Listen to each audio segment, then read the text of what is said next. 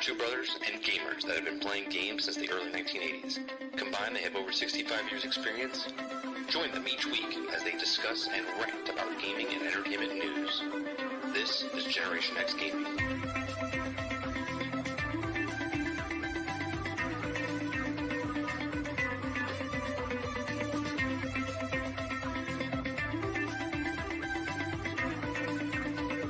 Hello, everybody, and welcome back to another week, another episode of Generation X Gaming, the weekly podcast that goes over a few of the top stories from the past week, and we rant along the way. I'm your host, 30 and Still Gaming, and joining me each and every single week is Sgt McClusky. What's going on, Sarge? What's going on, chat? We're gonna try something new this week, chat. And we'll repeat this throughout the show. All right. So what we're gonna try to do is, if you have a question, we're gonna have a Q&A at the later half of the show, okay? So if you have a submitted question, okay, because of the program we're using, we can star it, okay? So if you have a submitted question for the Q&A by the end of the show, just put a Q so we know we can mark it in chat. So put a Q, and then we'll answer your question in the Q&A at the end of the show. If you don't want to wait till the end of the show, you could do super chats, and obviously we'll read your super chat during the actual show. But if you have a question, you can put that in, and we'll star it, and we'll do it in the Q&A section at the end of the show. So Generation X Gaming, weekly podcast, goes over a few of the top stories in the past week, and we rant along the way. We're here Thursday nights, 8 p.m. Eastern. We go over entertainment news, podcasts. You can listen to us on iTunes, Google Play, Spotify, Anchor.fm, video formats as well over on Spotify, and you can listen to the past broadcasts right here on 30 NSG. So make sure you hit that like button. Make sure you hit that subscribe button if you'd like to go above and beyond that. Become a member as little as $5. All right. What's going on, chat? What's going on, Dolphin, Roadkill? Who else is here? Water Bear. Who'd I miss? Wasn't there Dustin? Dustin was here earlier, wasn't he? I saw his chat there, but I don't see it there now. When you say hello to everybody like that, the first thing I think about is Miss Molly from Romper Room at the end, where she's looking in the magic mirror and she's saying who she sees. Like, that's what it sounds like to me. I see you, Timmy. Like, I see Brain and Magic and Roadkill. I see Water and Wolverine. And of course, I see you. I should probably do that. Oh, yeah, Wolverine was here. Wolverine, there he is. What's going on? Yeah, that's exactly how it is. It's like Romper Room, right? Yeah. Yep. I used to love that show. She had the cardboard box with the fire engine on it, and she used to go walk around the room in a box. Yep. It's a fox in a box. It's a simpler time back then. Yes, it was a simpler time. On today's show, we're going to be talking about, we're actually going to try to have less topics. We're still gonna have topics, right? But we're gonna have more talking about each topic, right? Because I feel like some weeks we just kind of like we're just shooting through the stuff. So when I'm doing the time codes, like down the road, we're lounge singers. We sound like lounge singers. Like, I don't know what do you mean? No, we're just buzzing through like stories. There's like 24 tabs open. Well, make yourself feel better. It's the same 18 stories recycled through a 2-week period. It absolutely is. Yeah, they're all like fetch quests. They're all fetch quests. Yeah, that's exactly what it's like. If it's 3 days and you haven't heard anything, guaranteed it's going to be an Outlaws one. All right. Well, on today's show, we're going to talk about what we've been playing. And one of those games is part of the news story cycle is Starfield Shattered Space. We're going to talk about that. We're going to talk about Bungie is being, allegedly, copyright lawsuit against them for allegedly copying storyline characters in Destiny 2's Red War, campaign. So we'll talk about that. We're going to talk about Horizon Zero Dawn being delisted. We're going to talk about Pal World coming to mobile. We're going to talk about Microsoft is investigating, Sarge. They're investigating why people are not prioritizing their system over their competitor. They're just lost. Microsoft's like John Travolta. Like, why is nobody coming to our platform? So maybe we can help them out, and we'll tell them why, right? So we'll talk about that. We're going to talk about Halo. Canceled Halo Battle Royale details come out, supposedly. It's claimed. Okay. A lot of stuff is claimed. The game industry is also undergoing a general change, and the Epic CEO, Tim Sweeney's talked about why these big budget games are just not making it. So we'll talk about that. We'll talk about Cyberpunk. One of the leads, engineer lead, says that it was broke, but it could have been worse, where the game would have crashed, and this is the lesser of two evils. So we'll talk about that a little bit.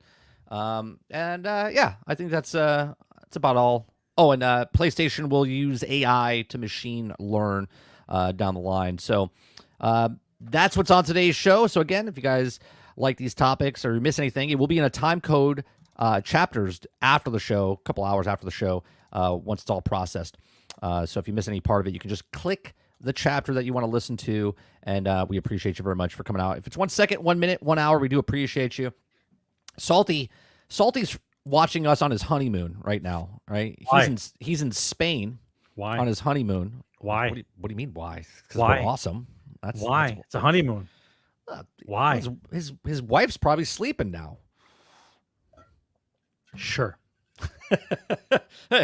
Maybe Sure. she's watching. Maybe she's watching. Sure. Right? Maybe. Shh. Yeah, see? Shh. Shh. He's got his headphones on right now and he's laughing next to her. Now she's going to wake up. What are you laughing at? Nothing. Go back to bed. Sizzler. What? That was like the 90s, wasn't it? Like late 90s? I don't remember what that's from though. Like I know it's the gag, but I don't know what it's from. It's too nuanced. For some reason, I think of Jim Carrey and I think of Living Color. I don't know why. But it might be just a commercial for Sizzler. I don't remember. That's the problem. Heyo, Dolphin with the zinger. All right, so let's go to what we've been playing.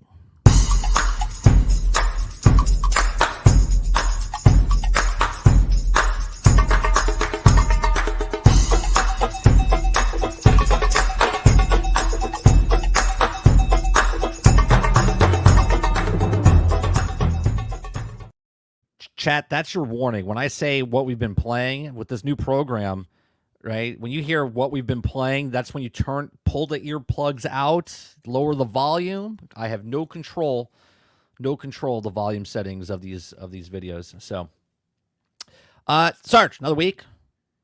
What have you been playing? I mean, I don't stray too far, but out of sheer boredom, I was searching through the Steam catalog, and you're bored, huh?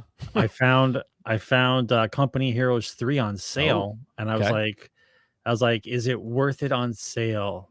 I like World War II. I like RTS. I haven't played one in a while.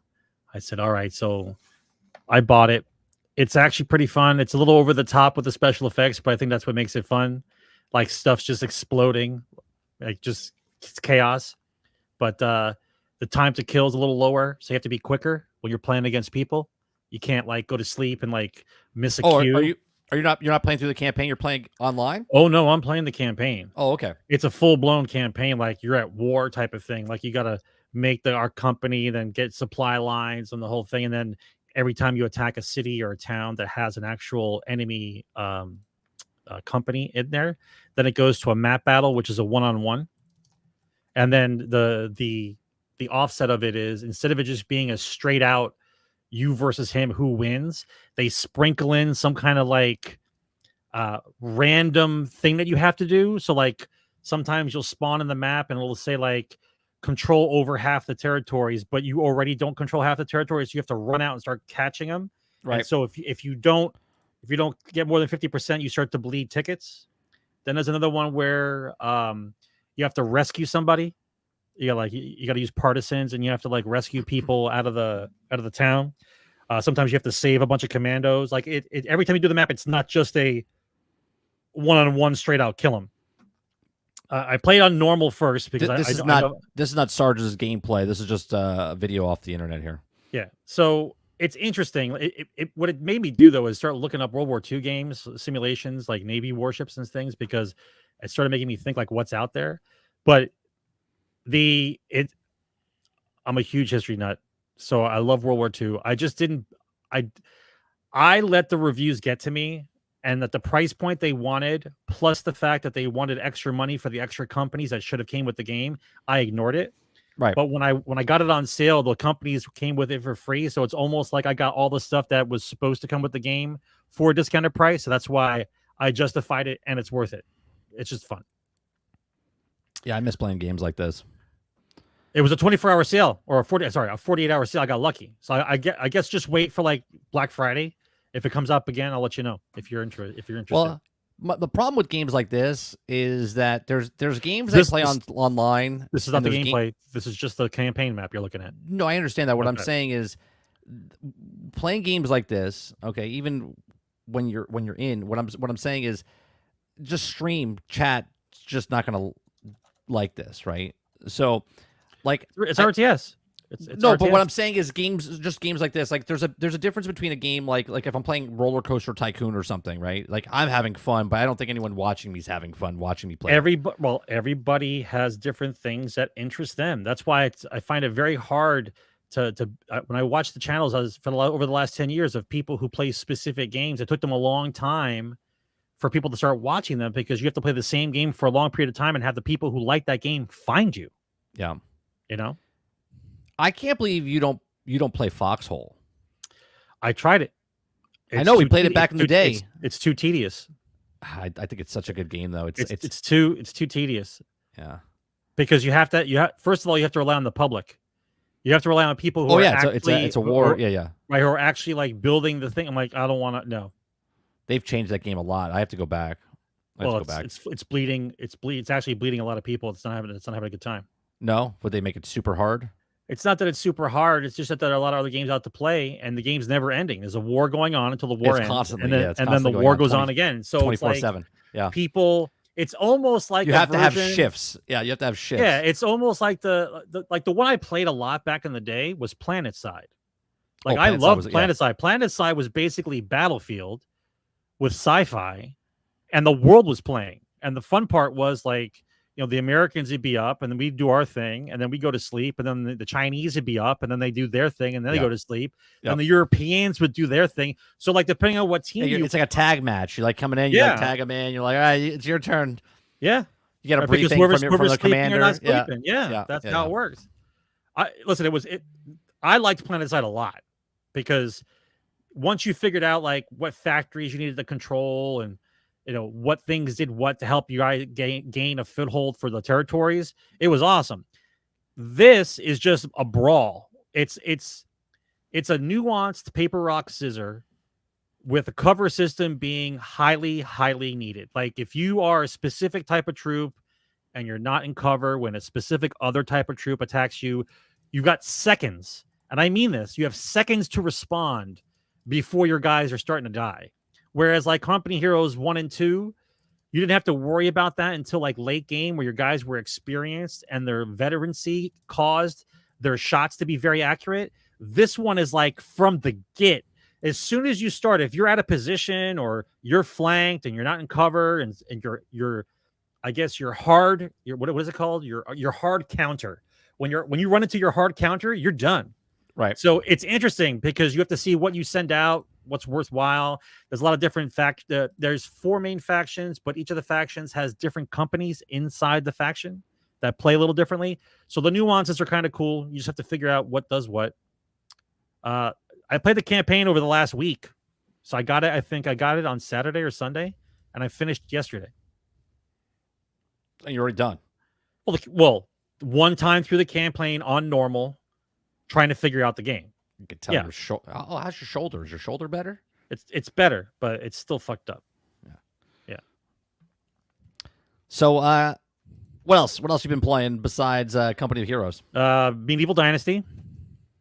Oh, right. I haven't played that with you since the last time I played. Since last Thursday, right? We played. Yeah, I actually kind of like it. It's very calming. Like you're out in the wilderness and all you hear is like the wind and the birds.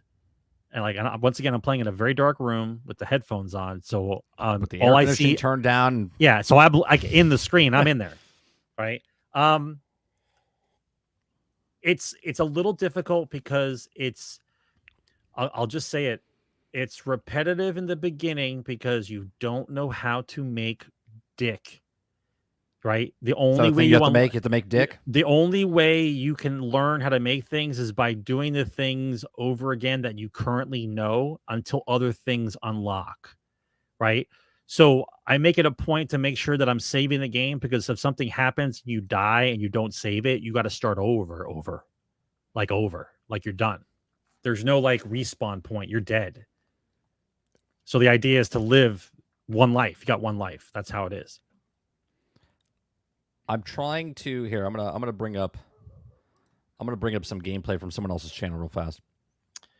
I mean, it's standard like medieval stuff. Like you have to learn how to chop down trees and build houses, plant crops. Crops don't grow right away. They have to wait like a season. You have to actually plant them in the spring for them to harvest in the fall, type of thing. Right.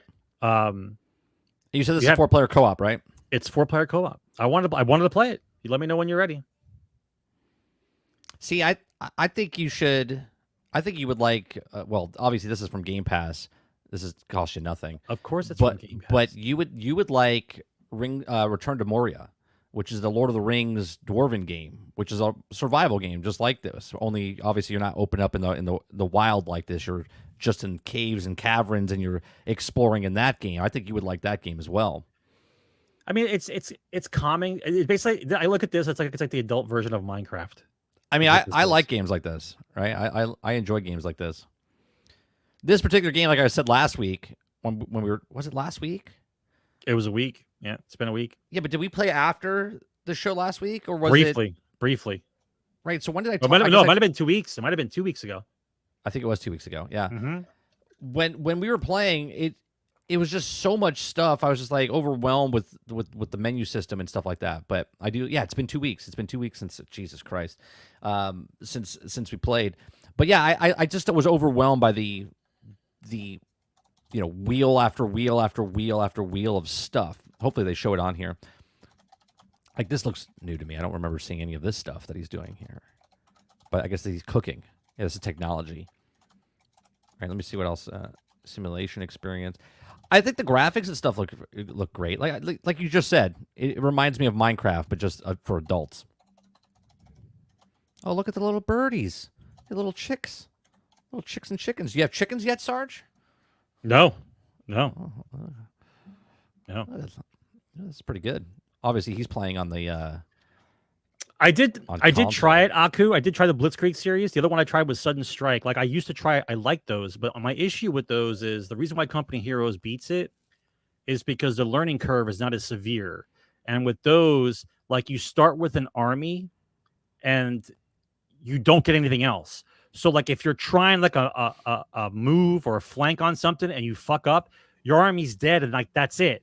So, like, you just either have to reload the game or end the mission. It's like you're done, right? Whereas in Company Heroes, it's a skirmish. It's not like that kind of campaign type of thing, but you have resources that you're generating because you're controlling points type of thing. And so if you make a mistake, you lose a bunch of stuff. You can rebuild them over time. You can't rebuild it immediately.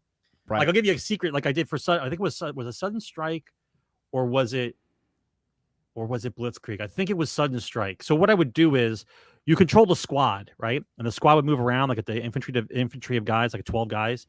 So what I would do is I noticed that the 2.5 ton truck would be like the respawn point, right? And it would respawn the guys out of it. And as long as you didn't lose the truck, you could respawn your guys. So I kind of like that version. So what I would do is out of the 12 guys, I would send 10 of them to attack and leave 2 guys on a separate, like, itemized squad right next to the truck. Right. And so I send them out. And if they died, these guys by the truck would just respawn the 10 guys. And then I would divide them off again and send them away. This way, I wouldn't have to worry about losing the squad. And then the squad is gone forever. Right. So that was like my little cheat, I guess it was. I don't know if it was an actual cheat, but I just kind of figured it out because you could itemize your troops individually. But like, you lose a tank, you're done. You can't build another tank. So like, you're playing, when you play a game like that, though, you play very hesitantly because any minute now you'll be driving up some tanks thinking you're a badass, and there'll be an anti-tank gun in the forest, and in 2 shots your tank's gone and you're done. The tank's done, and you can't get another one. So it's like, how fun is it where I'm on tiptoes, I'm on eggshells, going, I have a badass tank, but I don't want to go anywhere because I'm afraid if I move somewhere I'm gonna get shot. So then you got to send out guys, and then they die, and then you don't get those guys back. So that's why I had to use that little cheat method where, like, keep some guys behind, they respawn, send them out again. Like, still fun, but after a while, it's like I didn't lock on. Fun for the special effects and whatnot, but I didn't lock on. Like, those were the games that were done before Company Heroes was made. And then when Company Heroes was made, I thought like that was like the standard. Like I look at Company Heroes a little bit differently than I look at StarCraft, right? Like I respect StarCraft, right?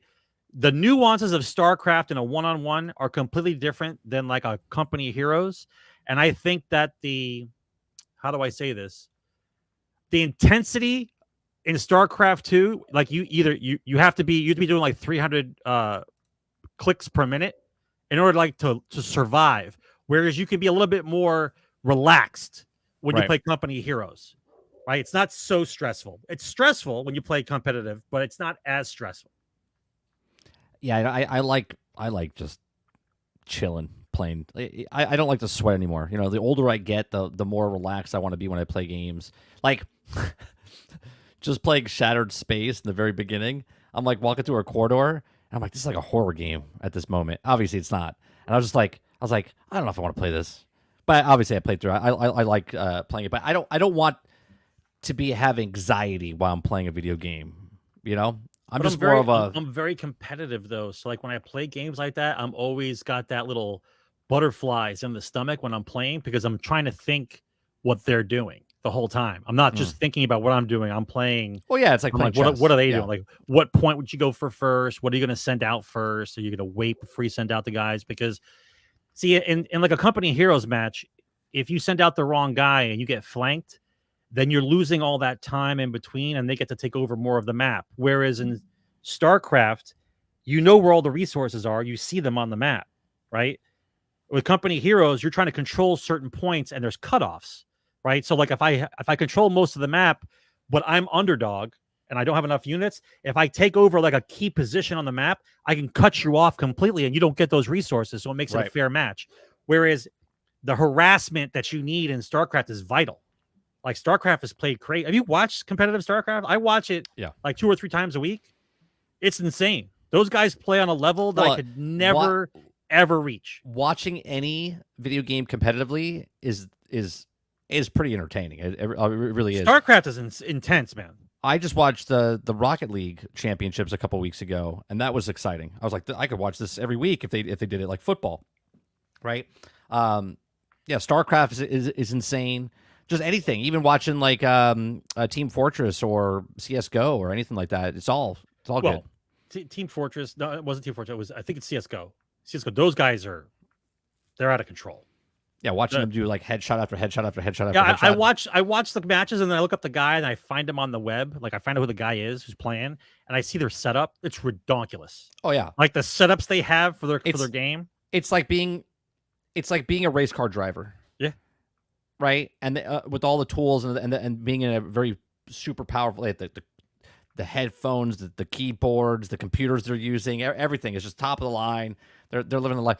I just had actually a conversation with my son because he's trying to figure out what he wants to do, right? And he does swimming, but he doesn't know if he wants to do swimming, right? So he's like, I said you have to have some sort of activity.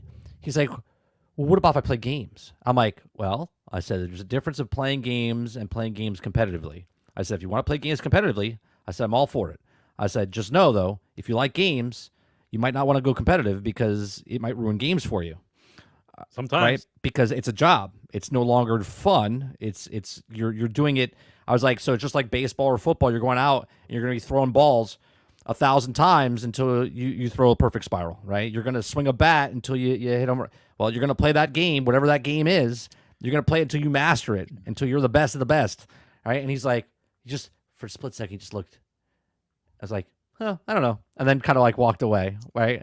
So you kind of like plant the seed, like. And again, we have a professional team here at Full Sail, but obviously not at his age, but we do have they get scholarships out and stuff now for colleges and stuff. It's a completely different landscape, but yeah, so it'd be interesting. The competitive scene is just so hard. John gave me a call, and he told me that. Now I know a lot of people aren't going to like this game. However, it did get 9.5s and above, 9s and 9.5s above. It's almost like a Civilization type game. I'll give you the name of it. There's a demo out. I don't know how old the game is. If it's relatively old or relatively new. I'm trying to remember now where it's today. I just downloaded the demo today. It's called Solum Infernum. I'll spell that. SOLIUM, Solum Infernum. INFERNUM. Yeah. So this one is like a civilization game, but you're in hell and you're all demons and you're fighting for the throne of hell because Satan isn't there. And I'm like, this seems interesting, but this is my kind of game though, because I like strategy type stuff. So I'm giving it a whirl to see how good it is. And there's a demo for this? Yes. I don't ask me anything. I don't know anything else. I was just getting warmed up before the show started. First of all, you're the bad guy. First of all, yeah, you're the bad guy, right? So it's like a civilization game, but you're in hell. It's turn based. I get it, and everyone likes it. I'm just letting you know. If this is the section. What have we been playing? Yeah. That's cool. We're gonna see how if it's decent or not. All right. So it's called. It got good awards. Infernum. It got good awards. So I'm gonna try to give it out. I'll give it a shot. See what's going on. All right. Well, one of the games I've been playing this past week, and this is not my gameplay because I don't record it while I'm doing it, but I've been playing Deep Rock Galactic Survivor again, and they've done some updates to this. This is a real fun game, real laid back. You can use one hand playing just with the left analog stick and just, move around. It automatically mines for you. It automatically shoots for you. It automatically does everything. You just kind of... So is this like Diablo? What is this? No, this is like Vampire Survivor. This is like I was watching Osmongold play this. Asmongold. Yeah. I've been playing this for 8 months now, or whatever it is. I thought Deep Rock Galactic was the one where you're the dwarves and you were mining. Yeah, no, that's Deep Rock Galactic. This is Deep Rock Galactic Survivor. Oh, okay. Yeah. Deep Rock Galactic is a great game as well, but they created this. Right, and this is Deep Rock Galactic Survivor, right? So I've been playing this. This is a great game, real fun game. I've been talking about this for better part of this year. I got it in February, I think, or when it came out. February or March is when I started playing it. It's a cool strategy. You're trying to get as much of the orbs as possible to level up, and then when you level up, you're going up certain things, and then they have quests or missions that you have to do. Can you run faster? The stubby legs, you get on my nerves. Well, man. This particular character that he has is a slower character, but he when he mines and stuff, he's got different perks. But you can, once you get it, you get random cards. So if your card is like walk faster, then you would put it on if you want to walk faster. You know what I mean? Yeah, I would take walk faster. But you also want to try to get your guns up to a certain level because you're trying to get to 5 levels, and you have to go up against the bosses. And if you're not powerful enough, then you know what I mean. So you got to try to figure out different builds and whatnot. It's a really good game, really fun, real simple. Is it multiplayer? It's not. It's a solo based survivor type of game. This would be great if it was a multiplayer. But this is a, and then at the end you get a bunch of other cards. So based on here, I'll pause it for a second. So you can't see it because up here it's got the lettering, but you have sugar and I forget what the other thing's called. But you have the gold, like I think it's gold and sugar, right? So when you're on the boards, calling it sugar. Yeah, what else do they call it, right? So when you, I believe it's called sugar. But anyway, when you're going through the board, there's like deposits in different places, right? So you're trying to level up your character, but you also want to get this stuff on the board. So you're trying to get this stuff as fast as possible, so you have a savings for it. So when you get to the end of the board, you can start purchasing other cards and other things. Okay. And then if you're damaged, you can heal yourself for 30 or re-roll for 5, and then you continue doing this, right? And then you go to the next level, and then so on, and you repeat. And there's different. Let me go back up to. Let me see if he's got it here. Actually, in the very beginning, he had it.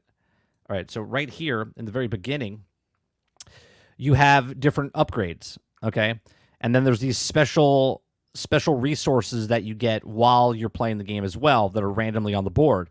So you have to kill certain guys and they drop certain things. You have to mine certain things to get these things. And when you get these, you can use these to level up your upgrades. So for instance, you want to upgrade your speed, you can upgrade your permanent speed for your character, for each of your characters, or the damage you do, or the mining speed that you do on top of the cards that you have, right? But this is at the end of the game, right? So before you go in, you would level up this stuff, go into the game, do a round, upgrade your things, go back in. So it's very cool. It's very simplistic. It's just like what was the other thing? Potato Boy, not Potato Boy. What's Brotato, Vampire Survivor. You know, a lot of those games. So yeah, good game, right? So been playing that, and then I also been playing Shattered Space, right? So Shattered Space.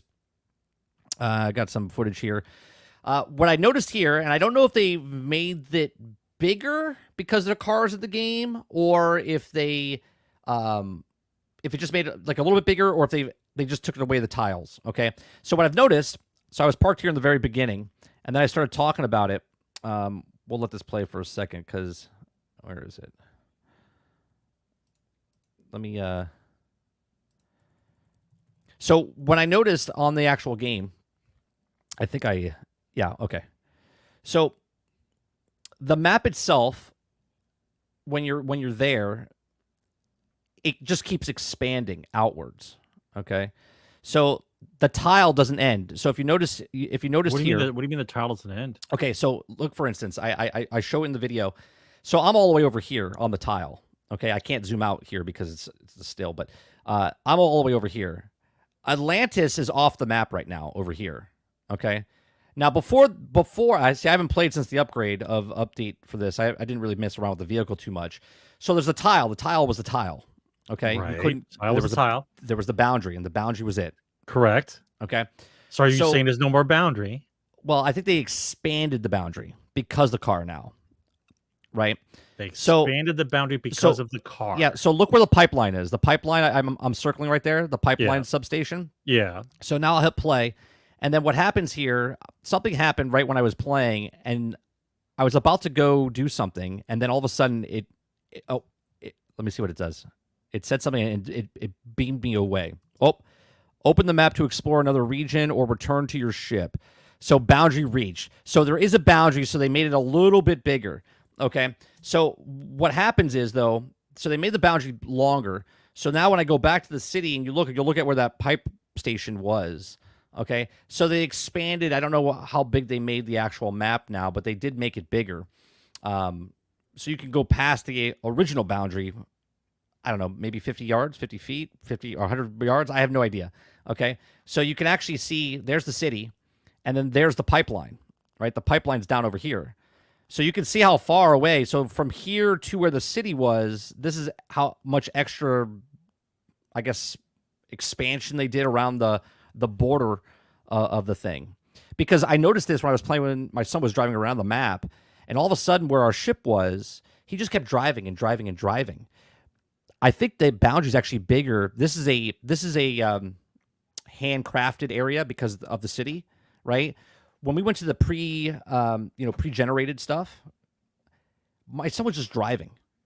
He just kept driving. He was so far away. He was like 4,000 meters away from the ship where we originally started. And I was like, wait a minute. I go, where's the ship? So I zoomed out. And I couldn't find it. And I was like, well, that's weird. So then I made a marker, and then I teleported back to the ship because you can, hit the left bumper and then fast travel. And then when I got back to the ship, I looked for where the marker was, and the marker is completely off the map. And I was like, oh, well, that's interesting. I was like, I wonder if they did it. So I wonder if there's a different boundary limit. Maybe chat knows. Maybe there was a different boundary level for the handcrafted stuff compared to the procedurally generated one. So I want to test it out and see how far away I can go from landing on a planet, and then see how far away I can drive before it kicks me back. And how is the story for the Shattered Space? How is it? So far, so good. I think it's comparable. Don't ruin it for me. Just no. I'm not going to talk general. Compared to the other faction missions, like the Crimson Fleet and Vanguard and the UC, I would say it's on par with that as far as lots of lore, story as you're going back and forth with the faction. I'm about 8 hours in because I've had 2 streams so far, so I did 4 hours and 4 hours. There is a story, and I'll tell you how long this campaign is. Mileage may vary based on what type of gamer you are or whatnot, but overall, it's kind of hard because you have to be level 35. I'm level 60. The characters I'm going up against were like 84, right? So some of my weapons weren't doing any kind of damage in the beginning, but then I took the guns off of their bodies, okay, and then I was doing more damage to them. So I'm having fun with it.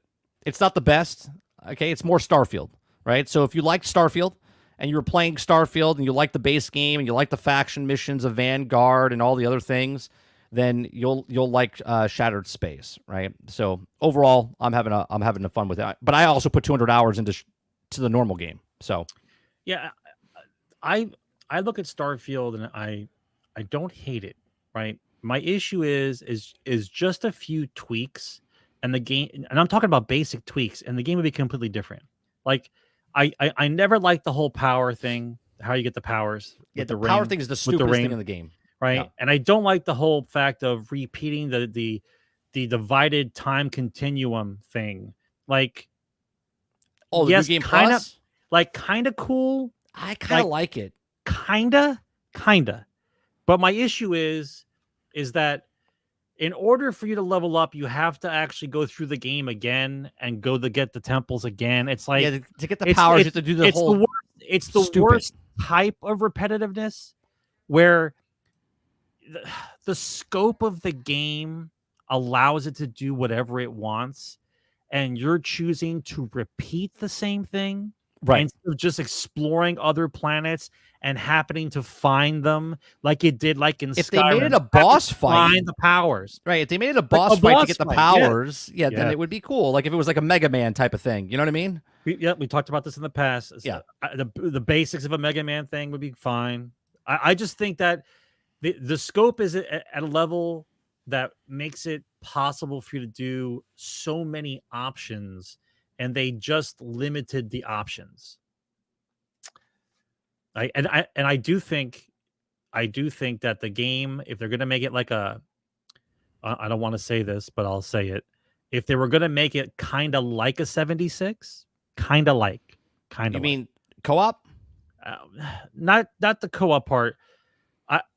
I want the people in the game to like make other cities. Like if you play the game long enough, like in game time, like if like months pass in the game, there might be a settlement someplace else that somebody mentions, and then you go there, there's something actually being built there, and then you get some new quests to do something. You know what I mean? Yeah, no, Like, I see what you're saying. It's an exploratory game of the end of mankind that goes to a different star system to restart civilization. And when we get there, the first thing we do is spread out, so we're not all on one planet, which sounds amazing, but then it's like crickets. Yeah. Right. It's just crickets, and you know, it's a lot of people. It's for the scope of the game, it's underwhelming.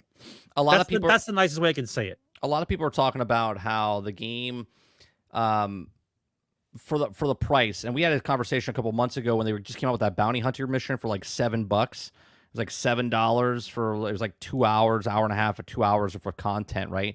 And we were like piecing it together. They said, well, some will come out for free and other ones they'll charge. And let's just say they have 7 missions and they all, 7 missions, and it was $35 at the end of the whole thing. It's like, is that 10 hours? Is that worth the money? I mean, each their own. I don't know. This right now, if you didn't buy the game and you were on you have Game Pass and you bought this early to get early access to Starfield, you paid $30 for the expansion, but you also got a whole bunch of other things with that, right? You had the early access, you got skins and whatnot, plus the DLC. Now they're selling the DLC for just $35 if you didn't buy the DLC already, right? So it was like if you bought it early, you got like a $5 discount type of thing, and now if you pay for it, it's $35 for just the DLC, right? Without the, obviously you can't get the 5-day early access anymore. You can't get the certain things. I still think they give you the skins and whatnot. So overall, we'll go to because I haven't been playing anything really else except Borderlands 2, which is fine. One of the stories I want to talk about though is Starfield. Here's all the quests, right? So let's go to this. Let me bring this up for a second. And present Starfield. What is this? This is Shattered Space. Shattered Space, all quests. Okay, so Shattered Space, all quests and how long to beat the DLC, okay? And the conversation I kind of want to have, Sarge, obviously there's no right answer to this because value of money. I don't like when they do this. I don't like. Well, it's value in time and money, right? Whatever you feel like it's worth. So for instance, okay, it says here that they said that the entire main story in Shattered Space takes roughly 8 hours. Now, I'm 8 hours in, but I died a couple times, so I might be right on the cusp of the main story. Okay, I'm not sure. We're playing more tomorrow, Friday, at 10 o'clock in the morning or 11 o'clock. I'm gonna play a couple more hours.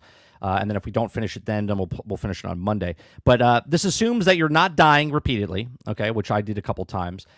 You make one choice per quest, stick with it, and run from quest to quest without doing anything else. That's if you're just jamming through you're not even reading, you're not even enjoying the game. You're just mashing the button, move past all the dialogue, right? If you're higher difficulty level to reload saves or see outcomes for different choices, certain quests, your overall playtime can be bumped up to around 10 hours. So between 8 and 10 hours for the main story, okay? Then the additional main story, there's 11 total side quests available to complete, okay, on that planet.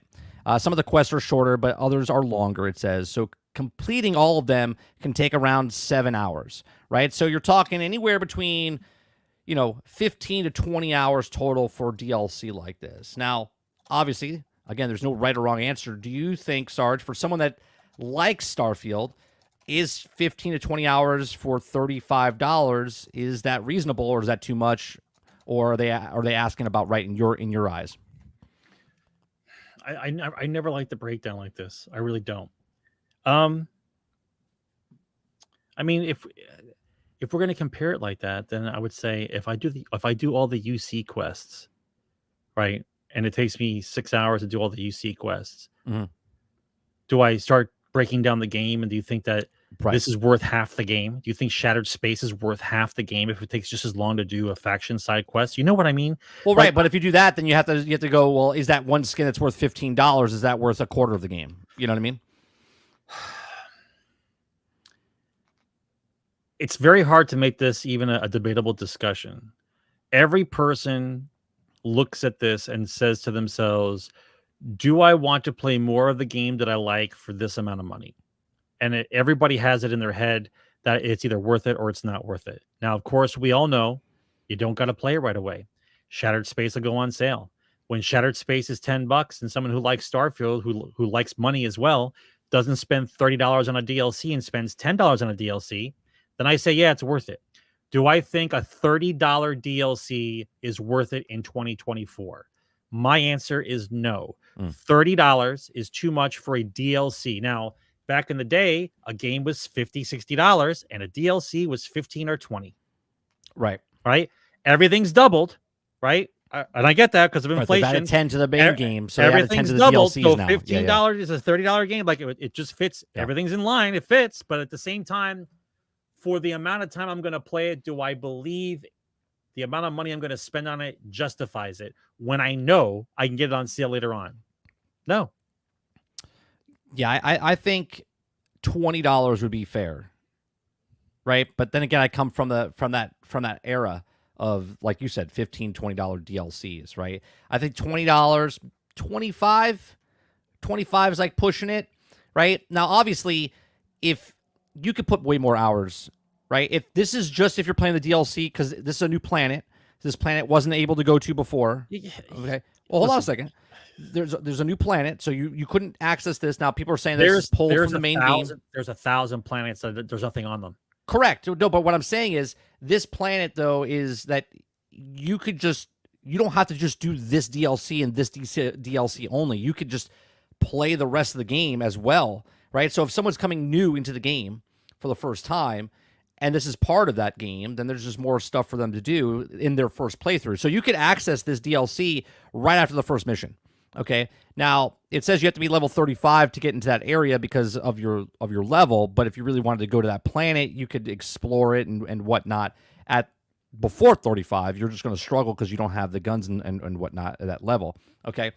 So I don't know. I look at this and say, if you're a person that's enjoying the game, if you enjoy Starfield, I would recommend getting this for more Starfield. But at the same time, you don't really have to because of the creation, right? Because of the mods and stuff they have, there's content on there that's absolutely free that people have been adding for actual storylines and whatnot. Okay, but that's my point. Different factions that are free. Right. The scope of the game is made such that anybody who wants to inject things into this actual part of the galaxy, there's things you can make it do, right? Because you have such a vast canvas that you can paint whatever you want, right? The details for me for Skyrim, I'm not saying Skyrim was the best. I just think Skyrim hit all the numbers for the widest swath of people to enjoy. It was basic enough for people to get into. The choices weren't that hard. They weren't that impactful, but they were an illusion that they made you feel that they were impactful. Right. And the price of the number of games sold shows that they were able to capture a large swath of the population, like 60 million copies or something like that. Like for me, if you care enough about the development cycle, like you care about what they make, like for me, I walked around and you notice things like if you kill what is it, the hag, the witch hag, I forget what the proper name for her is, like the one that looks like Golem with the female version with the long nails. It's a magic user. Like you see one of those and then you look around the area and you see like she's got specific books, there might be a specific thing for a quest, and like there's a story being told there that you might be able to connect to something else in the world later on if you're paying attention. Like that's what kind of interests me. Like the one that got me the most interested in the game, which I always tried to find the solution for, was when the Dwemer went missing and nobody knew why. And I was hoping the longer I played, I'd just keep finding more clues until I find out where they went, because I wanted to solve the riddle, right? Right. And so, do they give you the 100% what happened to them? No, but they give you enough clues to where you can make up your own mind on what you think happened. And I think that's something interesting in that type of game where it's not just being hand fed to you. This is what happens. You kind of explore the game and you put the pieces together and you learn from the books, from talking to people, from the quest that Arnold does in the College of Winterhold. Like you put all the pieces together and like you start to figure out like, oh, maybe this is what happened to him. And then you find like some subterranean thing where the guys were talking about. You actually find that location and you're like, oh, so maybe this is what happened to them. Like those things interest me, right? They did the basics for each of the classes enough to keep you interested, but not to be you picked it and you changed the world for the difference. Like if I was like the thief leader and no one else, right? They didn't make it to where you could be the thief leader and no one else. You could be everyone's leader. If you played the same character and you went everywhere and you just did all the things, you could be everybody, right? Which is kind of dumb, but at the same time, you're God Jesus type of thing. And some people like that. I was like 185 or some level I was at, like walking around like a god. Like the power thing was there. There's power creep is real. They don't nerf you. But in Starfield, you don't get that same thing. It's just kind of like you wandering around. I'm level 12, but I was able to put together a level 40 weapon. So now I'm just killing people with one shot everywhere. How fun is this? What I like about Starfield, because of the update they added, like I think it was like 2 months ago, where you can customize the game how you want. You can make it where you get more XP. You can customize it, make it more difficult. You can make it more survival. You can make it like a more hardcore if you want. You can do everything. Now I understand that's not part of the game, but what I'm saying is there's so many ways to play this game, and because of the New Game Plus the way it is, right, where you have randomly generated things that happen in that world. When you go through New Game Plus, that you could choose to make that your forever timeline, right? Like you played through it, you go through right, and you could try different things and do whatever, right? There's people that'll play this game, they'll never ever get to New Game Plus because they just don't want to go to New Game Plus. They'll just stay in that first, like original timeline. Okay, well, I would think that at the very least, once you reach a certain level, you say to yourself, "I didn't want so and so to die. I want to do something else and go to the New Game Plus just to have somebody else die because you want the other character to be alive." Right. Like you fucked up. You didn't want to do it that way. Right. You didn't want to do it that way. Instead of going back to your save game, you just move forward and then change your ways in the next timeline. Instead of reloading a save, you just kind of use the timeline. I got it. But what I didn't like was, and I don't want to go off to the beaten path here, but they didn't make you feel like that if I went to this part of the galaxy, that I have to suit up with this kind of suit. I have to have this type of weapon because these are the creatures, these are the guys I'm going to be fighting. Like you just put on the best suit and you just go everywhere. Like it's not you. Right. It's not the once usefulness. You're there, you can go everywhere. The right? usefulness of the gear is an illusion. It's not like I need a set of gear to go here. Like that to me says progression. Like if I go to this section of the galaxy, I gotta have this gear. Well, there is certain sections of the galaxy where you have to be like level 80 or level 90 or 100. Yeah, but not gear. Well, the gear you have to get better gear to get up there, right? You have to level up and do your perks and do more damage and do all the stuff so you can get to that section. I got it. The leveling process for the skill points, I get. But what I'm saying is you're not really paying attention to the gear. All you're looking for is the higher number. And once you have the higher number, you're good. Sure. That's all I'm saying. When you make that much type of gear and that many kind of options, but the options are shallow, it makes for a more hollow game. Like you don't care about what it is you're looking for. You're just looking for the number. Right. Look, I think Starfield is one big test. And I don't think it's a test for Bethesda. I think Bethesda had its own test that it was going to do because of what Fallout 76 was, right?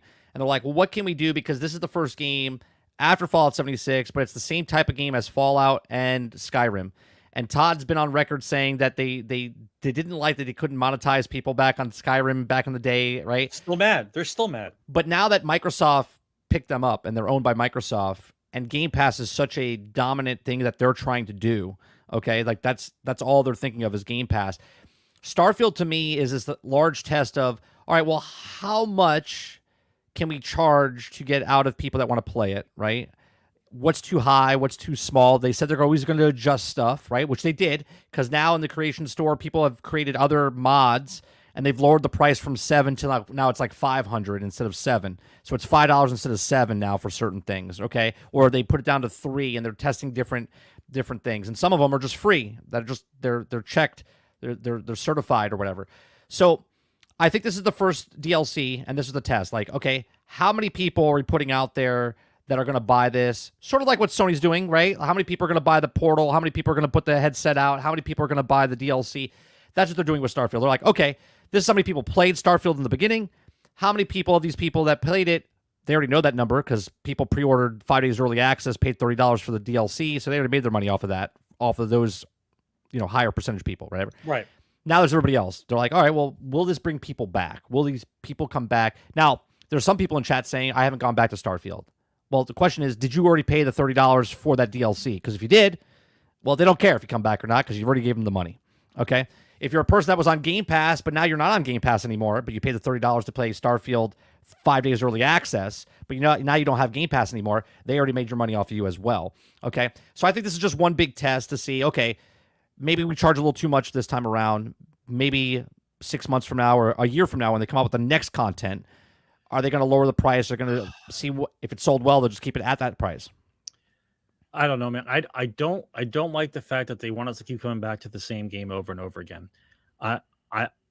I much rather enjoy the experiences all done, given to you. It's great. If it's a really successful game, maybe later on down the road, they make a DLC to push you a little bit longer, and then the game ends.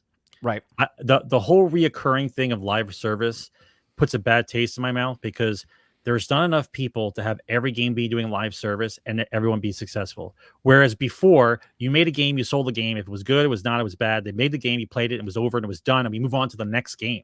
If you're trying to keep people hovering over the same 4 or 5 games for years at a time, right? You're just shooting yourself in the foot because you can't get to another game. Well, that's just you got to remember, that's just if a game is not even on a service. Their whole thing is on a service, right? So not only do they want you to come back to the game, but they're trying to keep you on the service so you pay a monthly fee, right? And this is why Microsoft has 5-6 games that are like this, So real quick, if you'd like to ask a question, use the queue. Travis has been using it.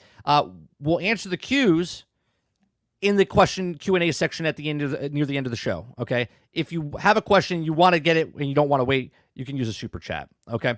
The next thing I want to do is Starfield again, okay? But Starfield is being, people. Oh, hold on. People can't stop talking about Starfield, even though people hate Starfield, Sarge. Okay, people love giving shit to Starfield, which is funny to me because no matter what they do, is that the wrong story? That's the wrong story. Hold on one second. Preset, share screen. Well, this one is Starfield's first story. Starfield first story. There it goes. All right. So Starfield's first story expansion, Shattered Space, launches to 42% positive. So actually 68% negative mixed reviews on Steam. Okay. This is a game that people didn't like when it came out. Okay. This is a game that people still don't like now that Shattered Space is out. But yet people still talk about this game. Like it's very confusing and baffling to me, right? They hate the game so much, but yet people are asking, right? People since last year when it came out, everyone's been talking Starfield's coming to PlayStation, Starfield's coming to PlayStation, Starfield's coming to PlayStation. They're making fun of Xbox. But do the PlayStation people care? Do they care? That's my point, right? They make fun of it, but then they want to know, they're making fun of it because it's coming to PlayStation, but yet they haven't said it's coming to PlayStation. But then people are talking about the review scores and whatnot. What is it, Sarge, about this game that people just can't stop talking about it? Is it because they just want to make fun of it?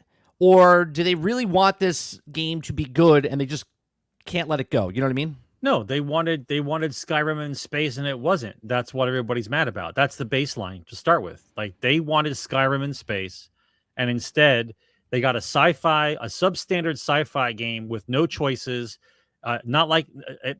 with no consequence and boring. That's basically the bottom. That's like the gist, right? Substandard sci-fi, no meaningful choices and boring. And they wanted Skyrim in space. And now they say that they don't want Skyrim in space, but at the same time, if you have 60 million people who bought Skyrim, I think the statement of saying you want Skyrim in space is pretty decent because that's what they wanted. Well, it was Fallout. I said more of it's Fallout in space, but this is more. My question is not coming from content creators that play games for a living and then review the game. Obviously, they can play the game, like it or not like it. I'm talking about just the general population that's talking about Starfield, not YouTubers and people that review games. No, I'm just talking about the general public. Like, yeah. When you read stuff like this, though, just read it for what it is. It's not. It says it's not that it's bad. It's just incredibly mediocre. Yeah, it's just mediocre. Mediocre is average. So you're saying it's incredibly average. Okay, so that's a good game, right? Incredibly average is a good game. Cut, print, move on to the next thing. Like no one's saying it's not bad, but it's horrendous. Right? You're saying that I really don't want to hate it, but I wish it was something else. Like that's all they keep saying over and over again. It's not what it is. It's not what you're going to want. Move on to the next game. Right? There's going to be another game like it, or someone's going to try some. Outer Worlds 2 is going to come out. I'm sure that'll be something like it. Right? People just want the experiences that they have repeated, just done a little differently. That's why they keep chasing the same thing over and over again, even though they say it's repetitive.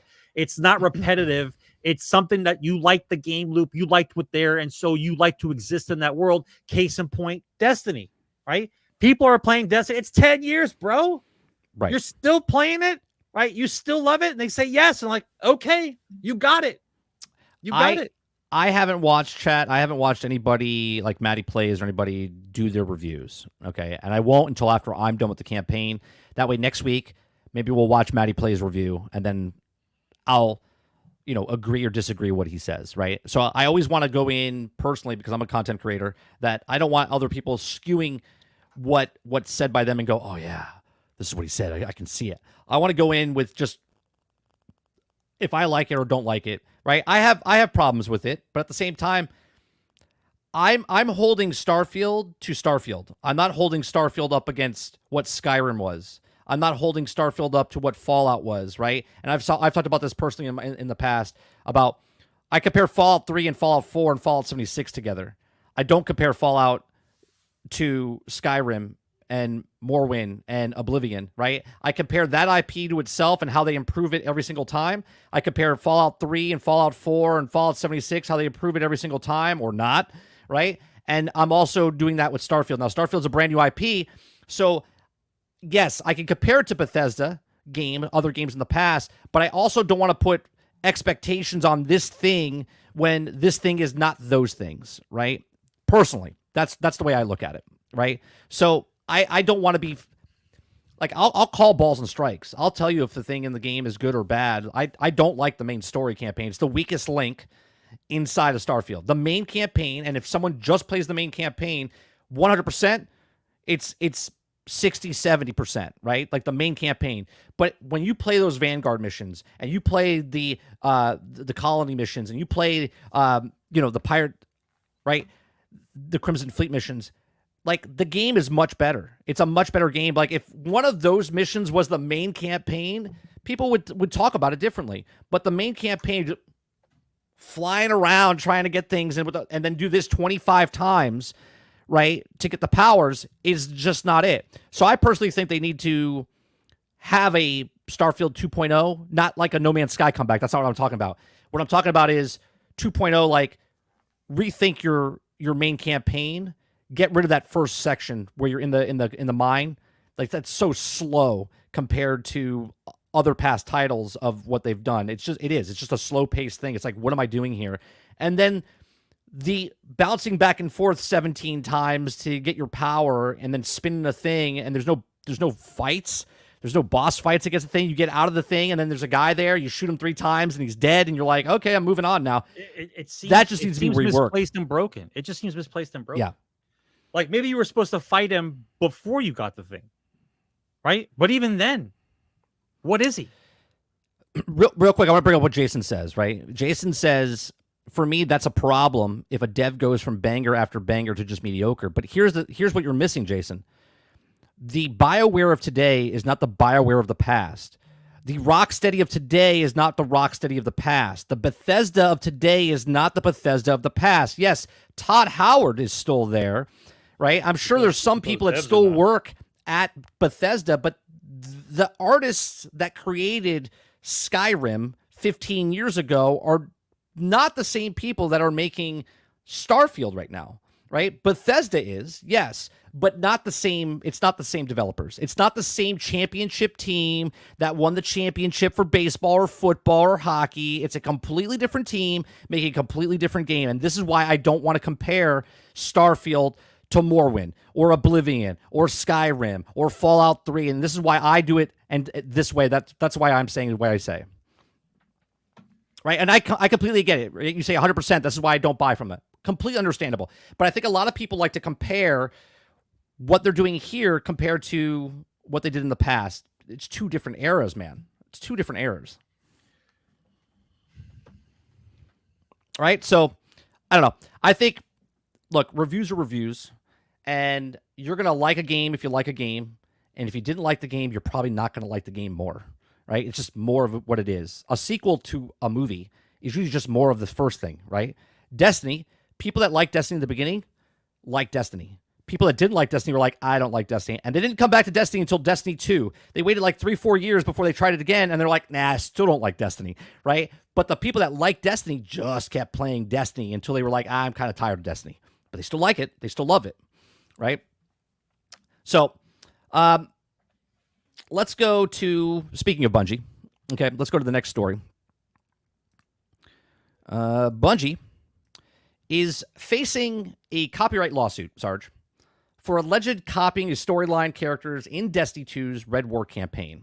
Now, I don't know. It's an old article. No, sure about this? This is October 3rd, 2024. Okay. Last updated. Published on the 3rd. Updated on the 3rd. Okay. I don't know if this is what has happened here, but I always thought it was weird why you couldn't play the Red War anymore. I don't know if the two align. This is pretty brand new, this copyright lawsuit. But I wonder if Bungie knew they fucked up and stole something from somebody, and they said, we have to take this down and not sell it. And that's why you can't play the Red War And that's why you can't play the Red War. Now, I don't know. I don't know for a fact, okay? But let me read a little bit to you, all right? It's a good reason. So Bungie is being sued for a copyright infringement lawsuit, claiming that the developer copied key elements of the plaintiff's original work for Destiny 2's Red War storyline. In this new legal dispute, video game developer Bungie is being accused of copyright infringement over the storyline in Destiny 2's Red War campaign, filed on Wednesday, October 2nd.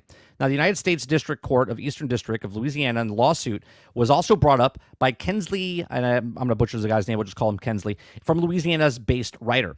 Now, Kensley claims that the Red War storyline and depiction of the Red Legion is Destiny 2 are taken directly from his original work, published online years before the game released in 2017.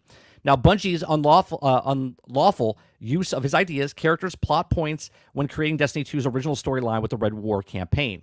Okay, now, written under the pen name of Casper Cole, includes a powerful alien faction called the Red Legion, which is what they're called there, okay? And he describes as a powerful military force that is embroiled in a unending cycle of warfare, which is what they are in Destiny, okay?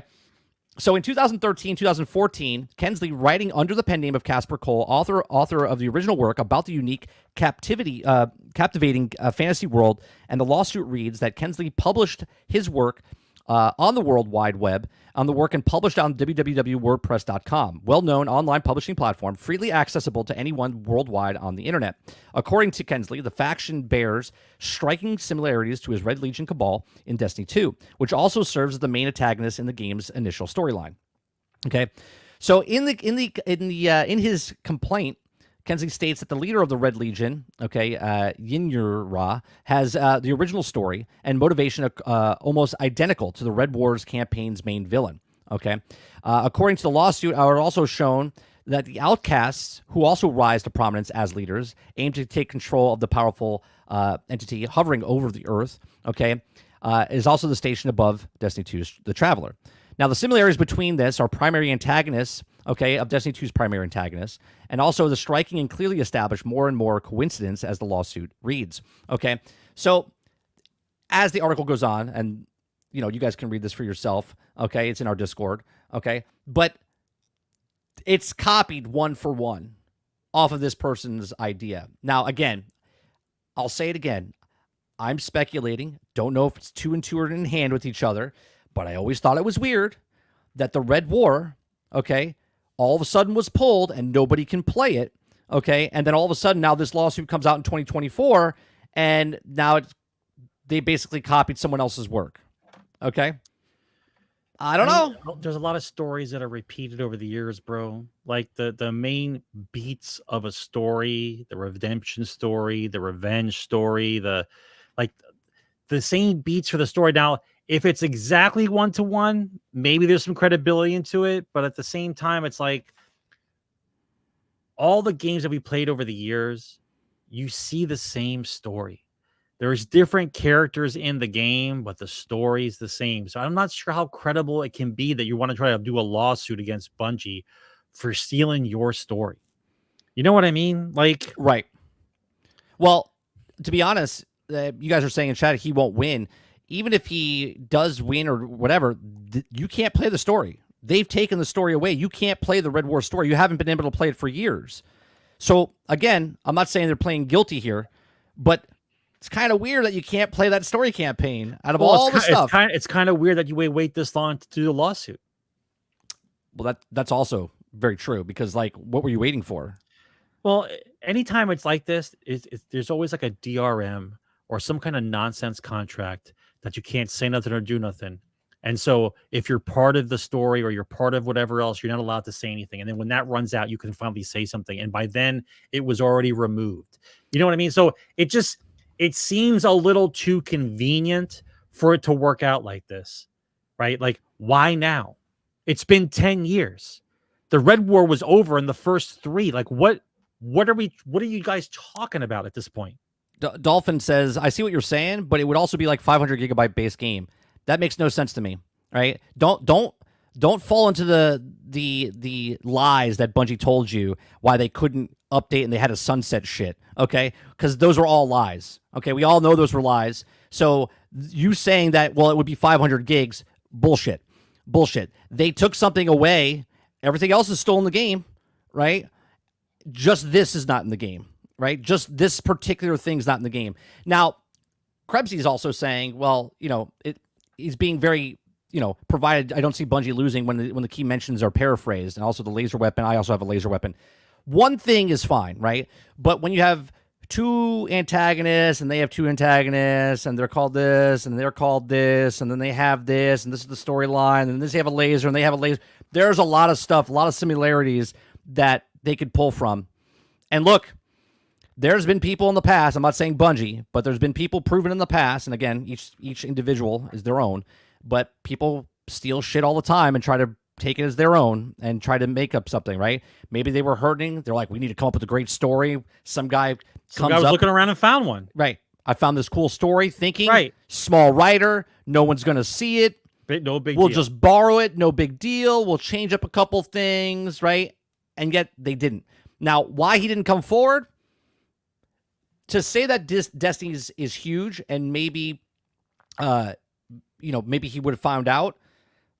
My parents don't know shit about video games, right? So to say that they know that Destiny is popular or not, they wouldn't know. So if, let's say they were one of the writers and then all of a sudden someone stole their stuff, but they didn't play video games. Why, how would you know? How would you know? How would you know it's there? How would you know look there? But still, 10 years is a long time. Sure, 100%, right?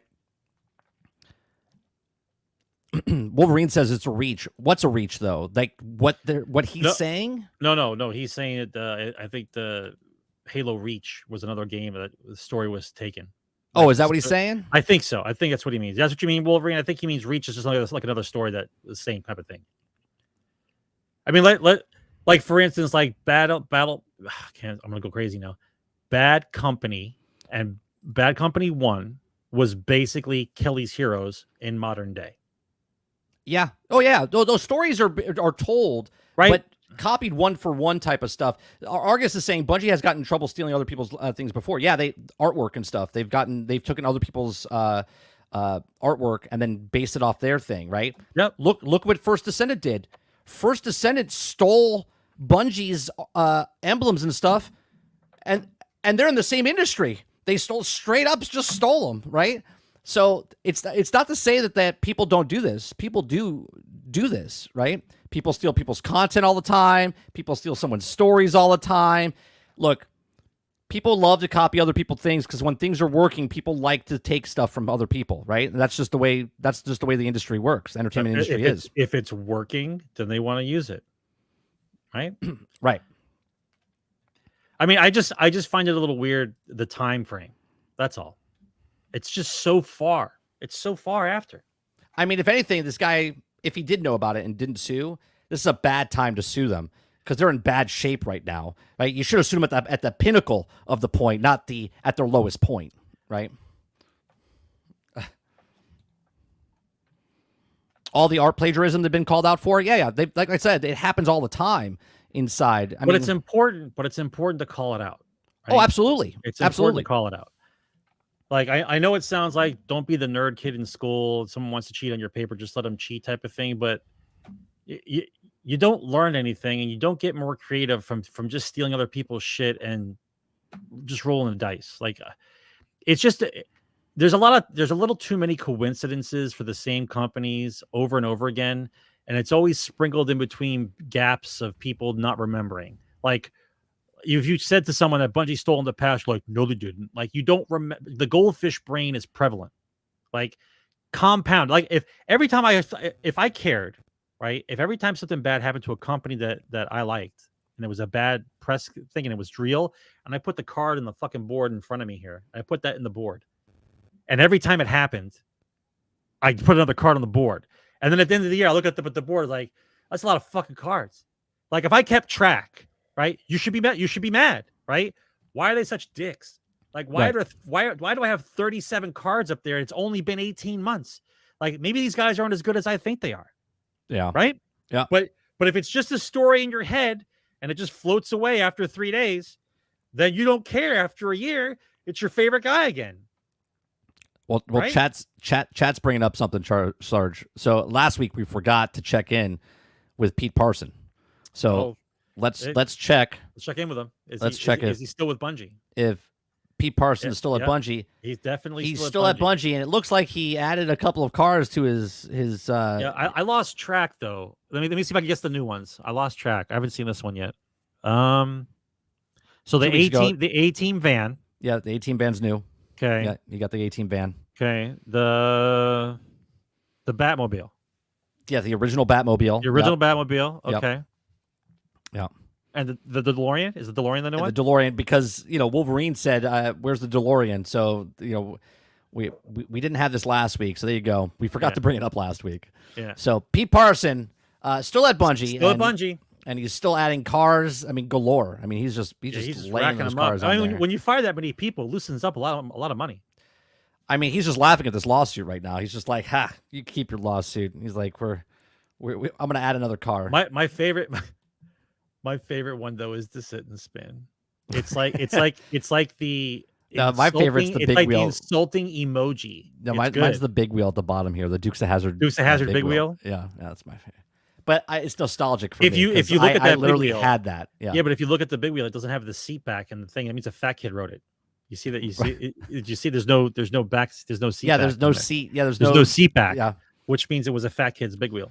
This is a true story. So my godmother was visiting from New York, right? So we were running around. You know, I'm pedaling down the sidewalk or down the street in our neighborhood, and you know my parents are walking next to me. So it's my mom, my godmother, and me. Just that makes that sound because it has that thing. Like the baseball card and the spokes. Yeah, but it had a plastic thing. It's the plastic. Yeah. She was so fed up with that noise because she couldn't hear herself think, and it was plastic wheels on the plastic wheels on the concrete. The concrete. So it's just like grinding. She shoves me off. She literally shoves me off the thing, picks up my Dukes of Hazzard thing, and rips out the plastic piece on the wheel. Okay. And then just drops it back on the ground. And I'm who did that? Aunt Janet. Are you being serious? I'm being dead serious. Yeah. I never knew that. Yeah. She ripped out the plastic piece of my big wheel and then just chucked it back on the ground. And then I got back on it. And when I was pedaling, it made no sound anymore. I was just like, are you being I never knew that. Dead serious. She did that? Dead serious. Yeah. God. Yeah. What a bitch. Yeah, she was a bitch. Yep. Yep. Ripping out my clacker? Come on, man. Yep. And then I put a baseball card in there. Yep. But it wasn't the same because it was a hard plastic. Hard plastic. Yeah. And the card noise. Yeah. Yep. Yeah, it was sad day, chat. I've held that in for this long. I still think my favorite one was the police tricycle motorized. Oh yeah, we had the police. Yeah, we had the ice cream truck, the police motorcycle, and we had the motorized police. Yeah, but the motorized police bike was the best. It was the best.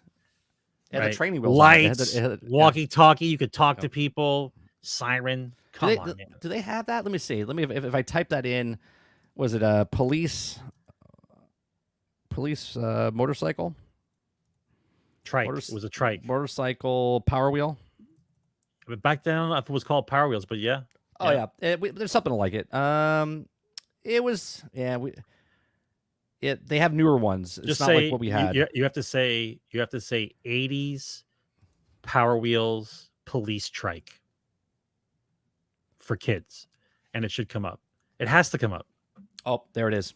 Yeah, there it is. Has to come up. Yeah, here it is. This is. I could have sworn that's not it. It's blue and blue. White, but the windshield's white. Yeah, but the one they have here, is this it? I remember training wheels. This can't be it. Hold on, I gotta bring it up. Give me a second. Right, I don't think this is it. This doesn't look like it. I mean, there was the girls' version. What is this? This is a picture. This is going to be on Pete Parsons' thing next week. Was that it? I don't think it was. Because I remember the wheels, it had two wheels, but it had two training wheels on the side. Hang on. Well, the part that's missing is the seat. So it's looking hollow. That might be it. You think that's it? It's very similar to that. Yeah. That might be it. Here, I'll bring this up. See if you... we'll I think that might be it. Let me bring up the whole web. Let me see. See if you see it on this list, Sarge. On the list. Yeah. Yeah. I remember. Go back up right there in the white. Go back down. Like this one right here. The one between. No. I remember something like that with the small training wheels like that. Was not that. Nope. It was a trike, full trike. Look at the white one. I think that's all the same one. I think that might be it. It was motorized though. It had a platform for your feet though. Yeah. The pedal was on the feet. Yeah, because the gas pedal was on the platform. That's why it looks different. Oh wait, I think this is it. I think that's it. I think that is the blue one. Yeah. I think that one just beat up and the platform is ripped off the bottom. I think that's what it is, because it had a platform, like we're a going scooter down, We're going down memory lane, chat. Yeah, don't skew off too far. We're good. Well, I'll look it up later. I just know it had what's missing from that bike is the bottom platform and the seat. That's what's missing. Otherwise, that's it. Yeah, that was the best. That was a cool one. Maybe I'll buy one. Yeah. Now you just buy the adult version. Yeah. Well, of course. Yeah, just the bigger version. Yeah. Let's go with Horizon Zero Dawn. Let me guess. They got rid of the old one and charging you for the new one. Well, yeah, of course. Yeah, Horizon Zero Dawn delists on Epic Game Store ahead of the remaster release. So the PC version of the game, which was released on Epic Game Store in 2020, is currently unavailable for purchase. When visiting the store page, the original version of the game, players are now directed to the link of the purchase page for Horizon Zero Dawn Remastered. Of course. Also, the game is available for $49.99 on PlayStation 5, Steam, Epic Game Store, and the owners of the original game can upgrade to the remaster for $10. Okay. It's also possible that the listing has been also removed so that the players don't buy the original PC version for $49.99, and they also have to spend a further $10 on the upgrade, thus taking the total price for $49.99 and Horizon Zero Dawn Remaster will retail for.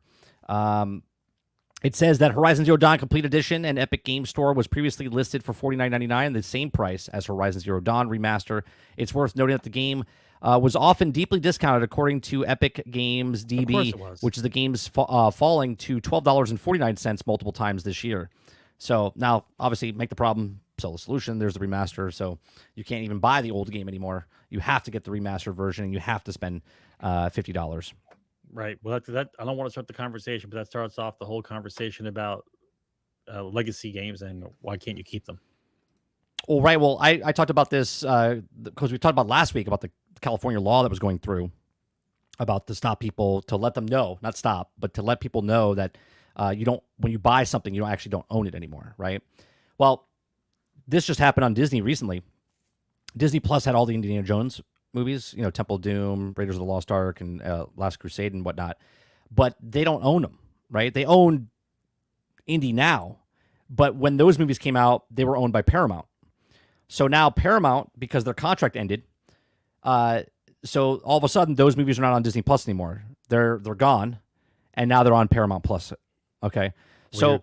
so now if you're a person that wanted it and you only have like Disney Plus and you happen to want to watch it or whatnot, then you can't watch them anymore. You have to go to Paramount Plus and then pay for Paramount Plus to watch those movies, or go out and try to find the hard copies of them. On top of that, I posted something in Discord, which I won't bring up here, but because of the disaster that happened because of the hurricane last week, okay, lots of people are out of power. A lot of people can't get to, they just have no internet. The internet's gone, okay? So what people are doing is they're going to Walmart and they're buying all physical copies of everything, because they're bored and they're in their house and they have nothing to do because there's no internet. So they're all buying up all the physical copies, the $5, $3, $10 movies, and they're all buying them all up. So now, like, physical media is going up in price right now because people are just wiping out Walmarts across those areas because they can't do anything. There's nothing. They have no internet, so they have to watch something. They're lucky they have power. Yeah. No, it's just funny to me because physical media comes in clutch, because when power goes out or you have something, obviously if you have power, you have no television. You go back right? to your library. But if you have no internet, you can't watch YouTube. You can't watch anything. You don't even know what the fuck's going on in the world, right? So you're like, well, I want to keep. That's why cell service is so important, because you can get updates and news on your cell phone. Right. Yeah. So, hey, listen, back in the day, my girlfriend and I used to get high as a kite and go at 2:00 in the morning and sit in front of the discount bin and just go through the whole thing. Oh, I used to organize find. Yeah, I did the same thing. I used to organize. I go through it and try to find the classics that we want to buy. We walk out of there with 3 or 4 in the discount bin. We did all the time. Yeah. So the way the digital media works, you don't even know what platform it's on anymore. You know what I mean? So let's see, remove that from studio. All right, the next thing I want to talk about, Sarge, is Palworld. Palworld, Krafton. Krafton's making a lot of moves of recently, right? So, one, they purchased Tango Gameworks, right, from Microsoft. They're supposedly working on Hi-Fi Rush 2. But we know Nintendo's suing in Japan Pocketpair because of Palworld, because of infringements or whatnot, patents infringement. But Krafton signs an agreement with Pocketpair now to bring Palworld to mobile. Now, they released Palworld last week right after the lawsuit happened everywhere but Japan, right? It can't be in Japan because that's where the lawsuit's happening. So Pocketpair can't release Palworld in Japan right now because of Nintendo. But now Krafton comes out and says, we would like to sign an agreement with Palworld developers and Pocketpair to bring Palworld to mobile. The announcement comes from Krafton press release, which reveals that the company has signed a licensing agreement to the intellectual property of Palworld. And the announcement reads, though, it's contact, but Krafton will expand the Palworld IP to mobile platform and plans to faithfully reinterpret and implement the original's main fun elements to fit on the mobile environment. The project will also be handled of millions of new people. Right, develop a team by PUBG Studios, also Creative Studios under Krafton. So Palworld's release on PC and Xbox has attracted 25 million players and reached the third highest number of concurrent users on Steam of all time. The game also made a debut on the PlayStation 5 back in September, last week or whatever. So I think Krafton's like, hey, we know you're getting sued by Nintendo. Yeah, yep. So we'll pay you for the licensing. You'll get a percentage of this, but we'll take Palworld, put it on mobile, and we'll get it out to 1.5 billion people, 3 billion people, whatever. Everybody. Yeah. We'll help you with those costs for your lawsuit. Yeah. I think if Palworld goes on mobile, they don't have to worry about Nintendo's lawsuit anymore. Right. They'll be okay. I mean, they'll be fine. They're already okay. Yeah, because of the 25 million copies. But yeah, so Palworld will be coming to mobile devices. So I think that's pretty good. It is good. Yeah, I think. Look, I want to go back and play it because they've made a lot of updates to the game. Maybe we'll try it after the holidays, whatever. Like the 1 year anniversary when it came out. Maybe we'll go back and play it.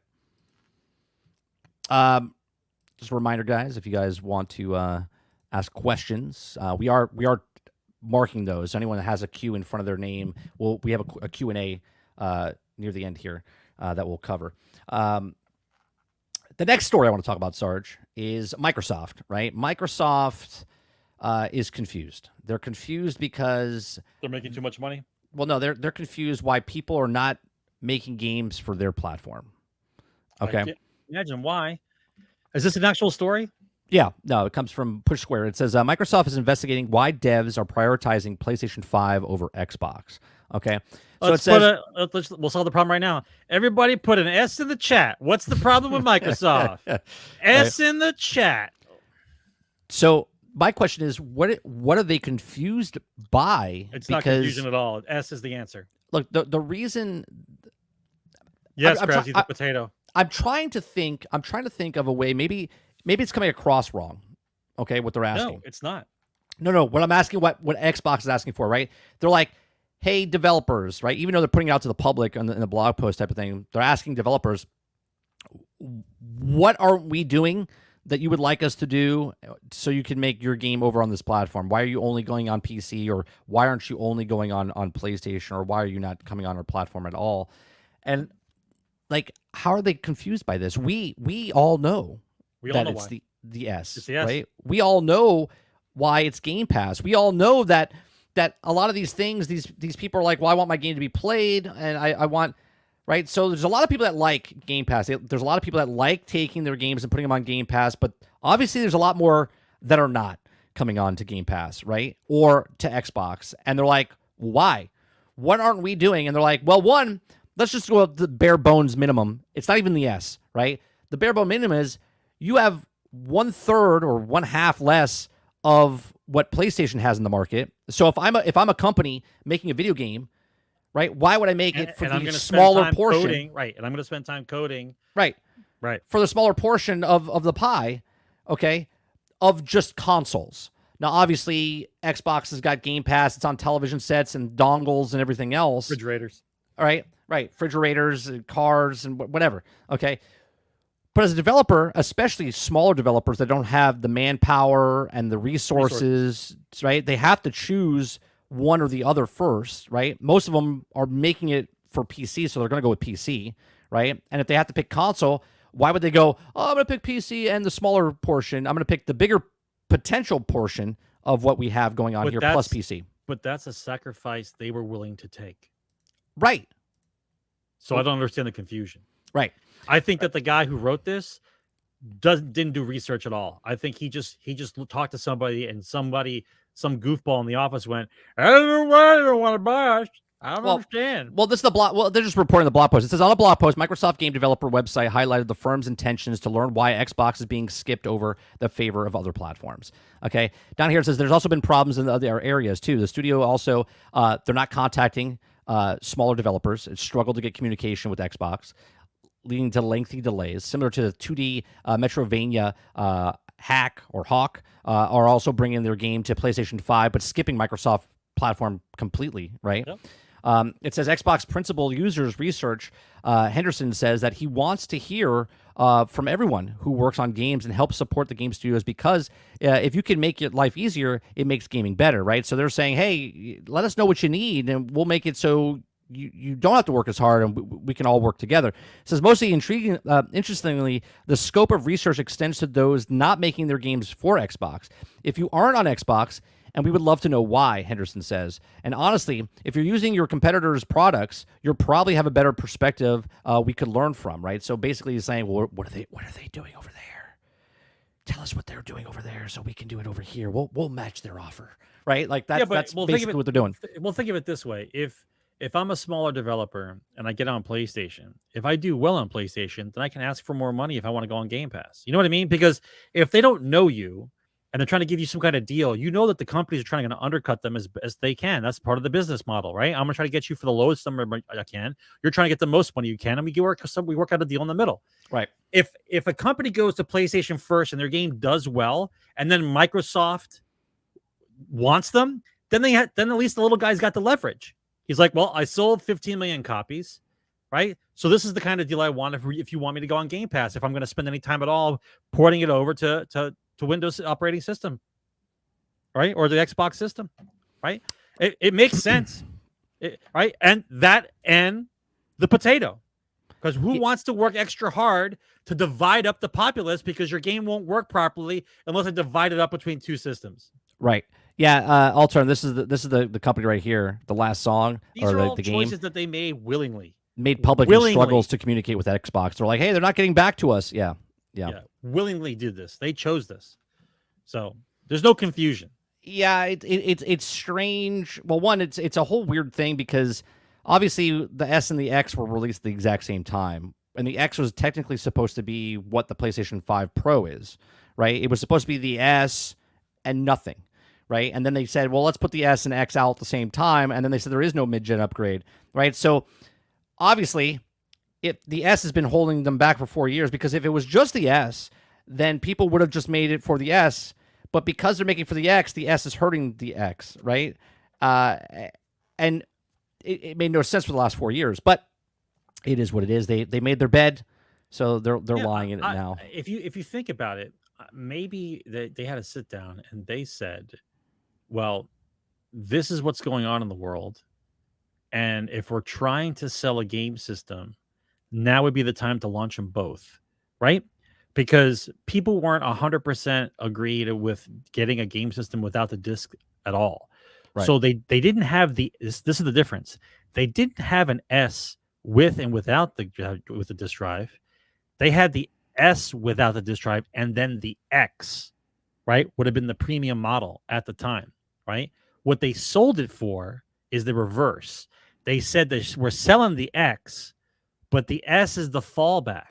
Right. And so that's how they got a bunch of people to go get the S, because it's cheaper because you're giving the big boy out first. Right. And then people are going to go out and buy the smaller one for their kids and whatnot because they don't want to spend the big money. Well, same principle as the PlayStation.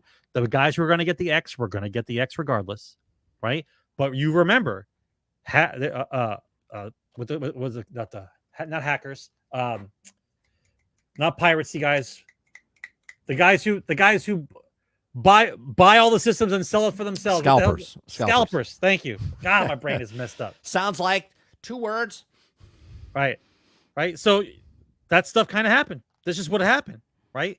But PlayStation didn't do that. PlayStation just sold the PlayStation and then said, hey, now we're going to make a Pro. Well, it's funny, chat, you guys are saying it's because, chat's not saying. Jason said that's because Xbox players don't buy games. Well, obviously, PlayStation guys don't buy games either. If they were, then Square Enix wouldn't be moving all their games over to PC and Xbox, right? What's it called? Ubisoft wouldn't be moving to PC as well, right? Because they're not selling enough. All of these companies are moving over because more people are not buying games. This is proven. Concord didn't sell. Stellar Blade only sold 1 million copies. Final Fantasy 15 or 16 didn't sell very well. All right. So let's stop this bullshit about, well, this group of people don't buy gamers are not buying video games, right? They're just not. I mean, these are facts. All you have to do is put the stories together. People are playing 5-year-old games. They're not buying new. There's been so many stories. Top people are playing the top 6 games. There's Fortnite, Call of Duty, Minecraft, whatever else. They're playing live service games the entire time. They're not playing single player game. Well, they are, but a smaller portion of it. So it has nothing to do with Xbox guys are not buying games. It has everything to do with the publishers or the developers of these games are manpower, right? So certain companies that have, I would say 25 to 100 people, maybe even 200 people. They're like, we don't have the manpower and time and funding, okay, to make it for all 3 systems. So we have to pick 2 of the 3. So you pick the ones with the most. And you always pick PC, yeah, because PC is the biggest slot out there for potential buyers. Yep. And then you pick the other one, whatever you want to do, right? Who's got the most units? Right. Who's got the most units? Yeah, it's business. Obviously, if you pick Xbox, it's Xbox and PC at the same time. But if you pick PlayStation and PC, it's a vast more majority of the stuff. But if you're all in on Game Pass and play anywhere, well, then Xbox and PC would be your better bet because but you're not making as much money because it's on Game Pass and you're not getting individual for each of the. So it's like, do we put it out there and do we become the Black Myth Wukong and the PAL Worlds? Or do we put it on there and just make enough money so we can make our own games? Well, just remember, we had a couple stories in the past where we don't know exactly how the deals are, but all the deals are structured differently for Game Pass. They're offered a lump sum up front, and then they're offered a percentage based on how many people are playing the game during the time it's on Game Pass. We don't know all the details, but they said specifically that all the deals are different, right? It's not a cut and dry thing. We don't know. We don't know what the deal is. Jason says, "Are you going to buy Gears, COD, Indie, and Fable?"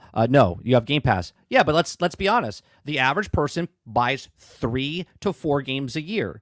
Okay, well, let's do the math. If you're only playing Xbox games for the first-party titles and you're paying for Game Pass for the entire year, that covers 3 to 4 titles because you're paying $20 in Ultimate every single month for 12 months. That's $240 for the year.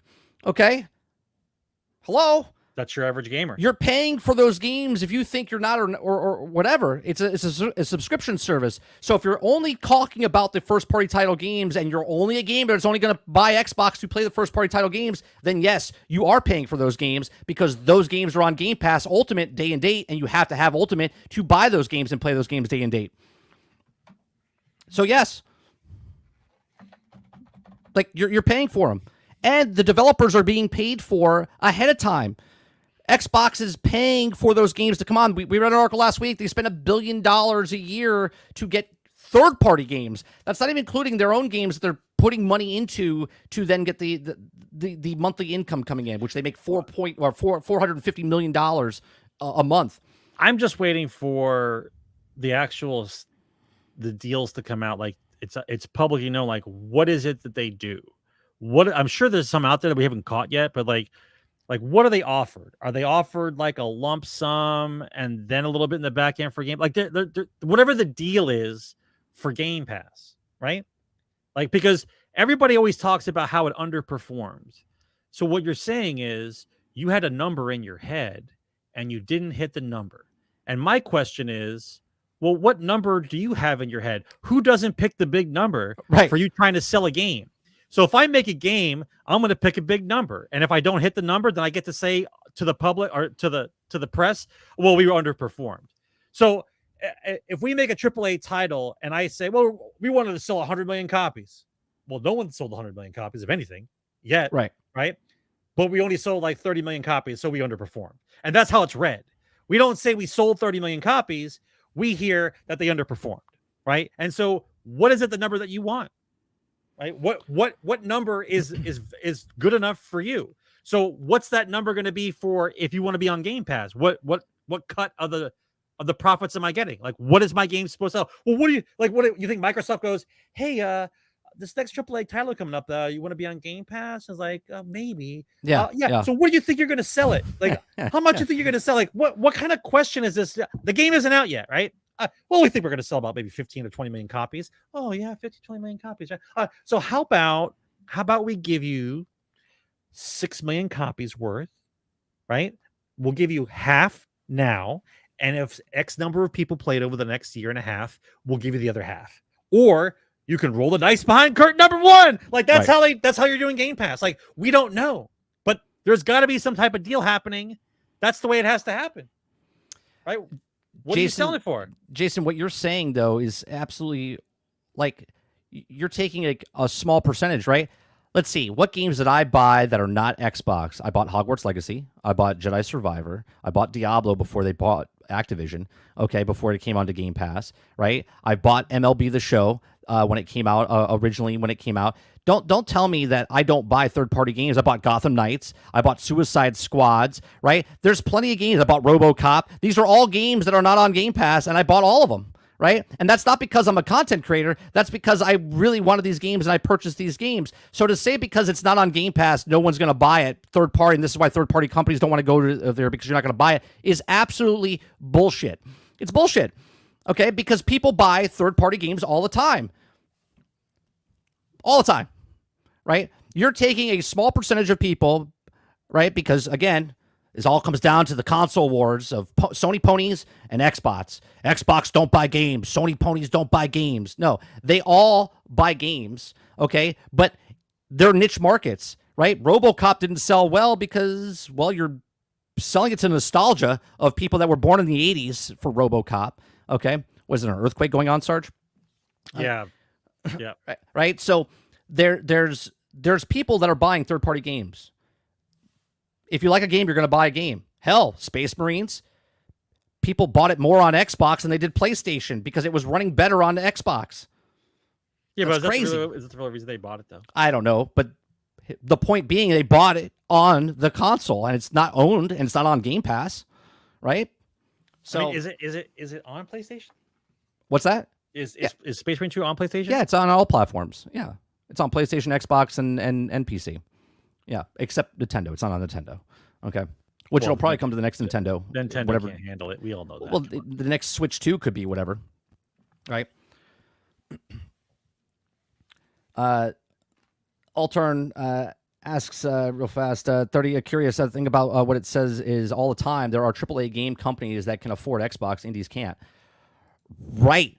And that's why they're paying indie titles to come to Game Pass. But then we've had other conversations where if it gets too packed on Game Pass, then you're like you take 20 minutes to try to you're just scrolling for like 2 hours, right? Yep. Scrolling through Steam. You have the problem with Steam, you have the problem with Netflix, you have the problem with all these places because the thumbnails are like this fucking big, and you scroll, you only get like 10 on a screen, and then you're like, all right, let me see what else is there, right? That's the problem. I think Reese said it in a stream last week or this week. He said just put a tab up on top where it says like Store, Game Pass, Indies, right? And just make a tab just for indies and then put indies in that category, right? So people that are looking for indies don't have to scroll through all the games. They're just looking for indie titles, right? Which is smart.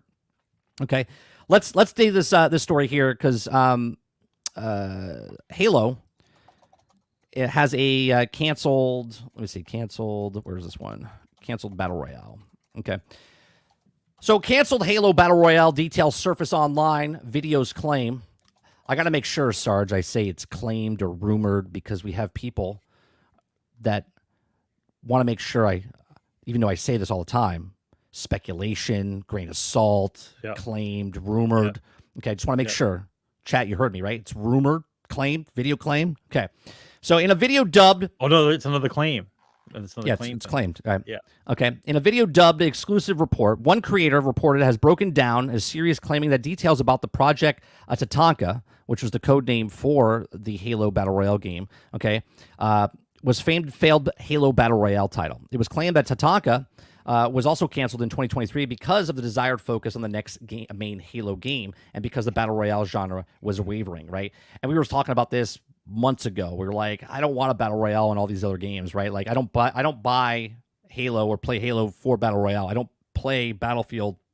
You know, there's certain games you play that genre of game. If all of these games all had Battle Royales in it, it would kind of be pointless to have a, you know what I mean? I don't know.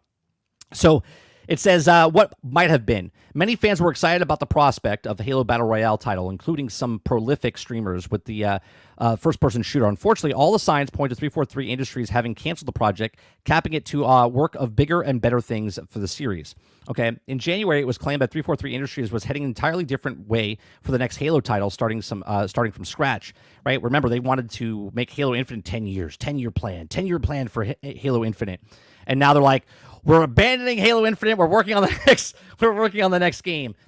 But this is what I'm saying, bro. They stand on top of the rooftop with a megaphone screaming, 10-year game, 10-year game, 10-year game. And then when it doesn't work out, next. Right. Oh, just next. We're not going to fix it or try to do better. It's just next. Right? Right, and it's ridiculous at this point. Shut up until you have something. Just take you off the box. We take you off the actual box of the system and put a different game on the box. Right. That's how much we cared about Halo. Yeah, we love Halo this week, right? In post-social media, accompanied by exclusive YouTuber report creator Rebs Gaming, who was spotted key Halo-related details in the past, listed a bunch of details into the canceled Halo Battle Royale game, right? So it stressed that at the beginning of the playtest weekly, from 343 Industries, which also where many of the details came from. Players would also drop into a map of the Zeta Halo ring made up of multiple fragments, and they also get there. They get there through ODS style drop pods. Now this sounds actually pretty cool, like Helldivers, like dropping in help, in the pods, landing in like the battle bus, but instead of that, you're just slamming down to the ground. As players explored the map, they would pick up power items, equip the shields, all while competing for mini objectives, right? Because if you were just doing Battle Royale, it would kind of get weird, but it's like Fortnite, right? You would have objectives and missions to do while you were on the surface. It says, as the game unraveled, Pelicans would fly over, drop off vehicles, Hogwarts, mongooses, falcons, and stuff. So that seems pretty cool. This just sounds like, get rid of the Battle Royale. Make a Halo large-scale battle like Battlefield, right? Where you have full-on-scale tanks and stuff doing. You're talking crazy. Stop. So these details are yet to be collaborated, but whether it's accurate or not, the facts remain. There is no Halo Battle Royale game on the horizon, and it was once heavily rumored that it would also materialize. In the absence of such a game, some savvy creators have started piecing together some of their own Halo Battle Royale modes, which show how there's appetite for it, right? So there you go. The community, once again, is gonna make stuff that the studio or the developers don't want to make or don't want to take the time to make, right? Community's like, we'll do it. Like Fortnite would do it. Fortnite like, we'll just make it. We'll just make it an Unreal Engine. You could do a very, very simple Battlefield game with Halo. They could do a Battlefield version of Halo. Very simple, right? You could have story with it and the whole thing. You could go down the list. Your maps could be these epic battles from the things from the books and from the game. You can have the battle for Reach. You can have the battle for Earth. You can have all kinds of stuff, man. You could do all kinds of stuff. But they don't care because some suit decided that Halo is just not sellable anymore, and so we have to move on. So we're going to just throw it in the trash can and move on. I can't wait for them to do the same thing to Gears of War, where they just say we don't care about it anymore. We're going to move on.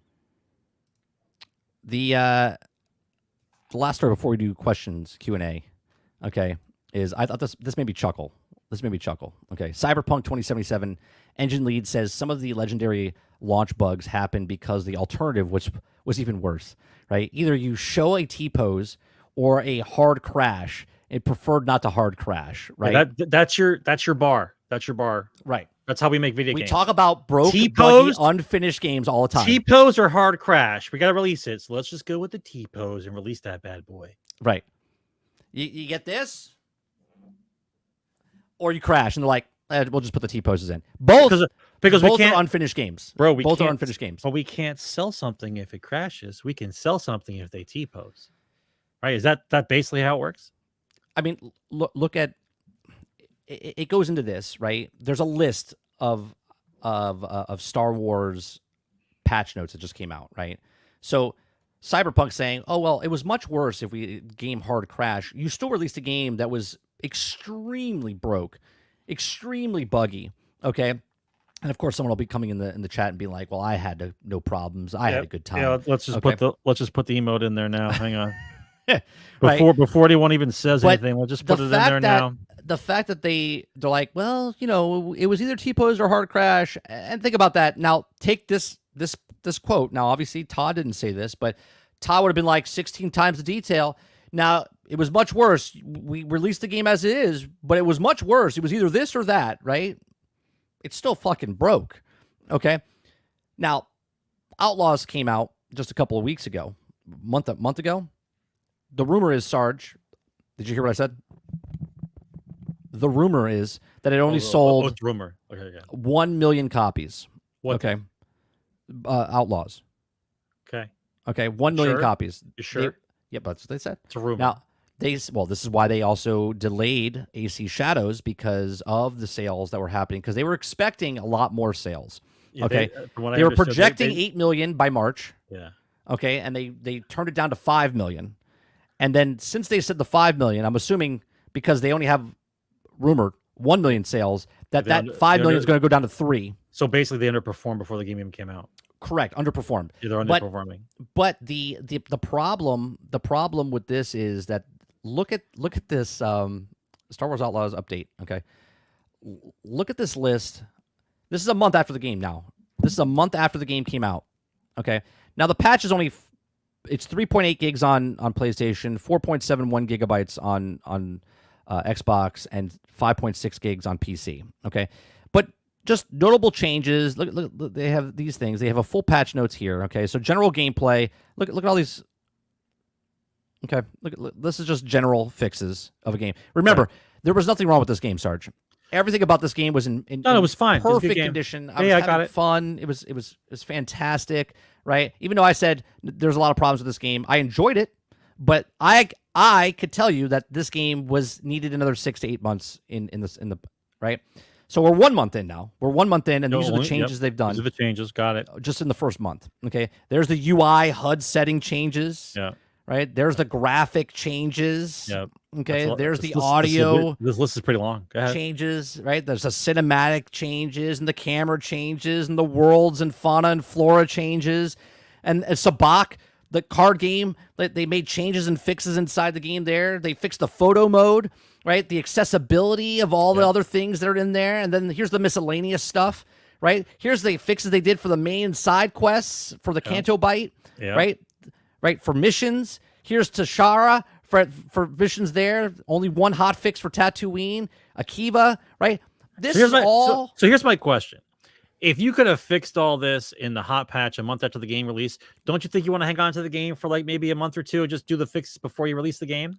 I mean, you would think. You would think that would be the better way to do it, though, right? Like, why release a game? Because we got to get it out, bro. Because people pre-ordered. Because you had to put it out there. Because, let's be honest.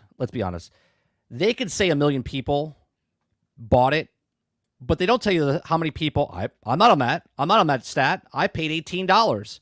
I paid $18 to play that game for 1 month. Okay, how many people did that? I wonder if 1 million people bought it for $120, but everybody else could have been 5 million people paid $18 and were like, "Nah, I'm good," because it's broke, buggy, unfinished, and for people to defend it and then come out with a patch notes that's as big as and long as this to say, "Oh yeah, no, the game's fine." And this is not even the major changes they were going to do, right? They're still making some more changes to the thing because... Like one of the changes, nothing big. They just change the main character to Han Solo and be done with it, right? That's probably just the easy part, right? I mean, they sell the Han Solo skin clothing in there, so why not just put Han Solo in there? We'll move on. It's just funny to me that look, you can like a game, but you got to admit that there's problems with the game. And again, the game needs another 8 to 12 months of actual dev time. But that's not going to look good on the books. We got to get that game out, bro. You don't understand business, right? ever since we were allowed to release games and we can just patch it later, we don't find the need to do any kind of testing or anything. When we feel like the game is done, we release it to the public and we fix things along the way. That's just the American way. Like I don't know. I don't know why you think, and I mean you as in like the general public, you think it's okay to pay full price for a half-ass game. I don't know why you think that's okay, right? I would much rather listen. If you're waiting 8 years for your most favorite game ever, and you're waiting 8 years, if you wait 2 more years, you get the game that you want, or you buy the broken game at 8 years and wait 2 years for them to fix it. Like it makes 10 years, it's no sense. If you waited 8, you can wait 2, right? It doesn't make sense, right? And as soon as and Ubisoft is the prime example, proof positive that if you don't pre-order, changes happen. Look how fast immediately. Look how fast the changes happen. Immediately changes happen when you don't pre-order. Now here's the thing.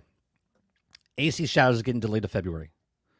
There's no way that they're polishing this because, remind you, they were going to release AC Shadows 1 month from now. Okay, in the state that it's in, that they're now telling you that it needs more time to polish. So I'm telling you right now, when it comes out in February, if it comes out in February, it's going to need another 8 months, okay, to put it out there. Okay, pre-orders supposedly are low. Okay, one of the big box stores. I would say so. One of the big box stores, okay, said that they had 800 pre-orders total in the region, like in the nation, 800 pre-orders. This is one of the reasons they think it got postponed because no one was interested in it. Well, nobody shops at big box stores. Let's not use that as sure. I broke it down. I think it's Best Buy, by the way, because they're the closest one. To Best Buy? But the person said there's 900. They have over boomers. 900 stores. I looked up over 900 stores, and the closest one to 900 that's was a Best lie Buy. right there. I don't even think Best Buy has 900 stores. I think that's a lie. So I can't even believe the I can't even believe the box store thing. So my issue with just how they put look, Skull and Bones is the big factor in this, right? No, Skull and Bones not even the same category, way bro. too much money. That's a quadruple A game. Right. Took 10 years to make. It's an awesome game. You can't even connect. You can't even compare. You can't compare. Skull and Bones, okay, didn't sell well for them, and it cost them a shit ton of money.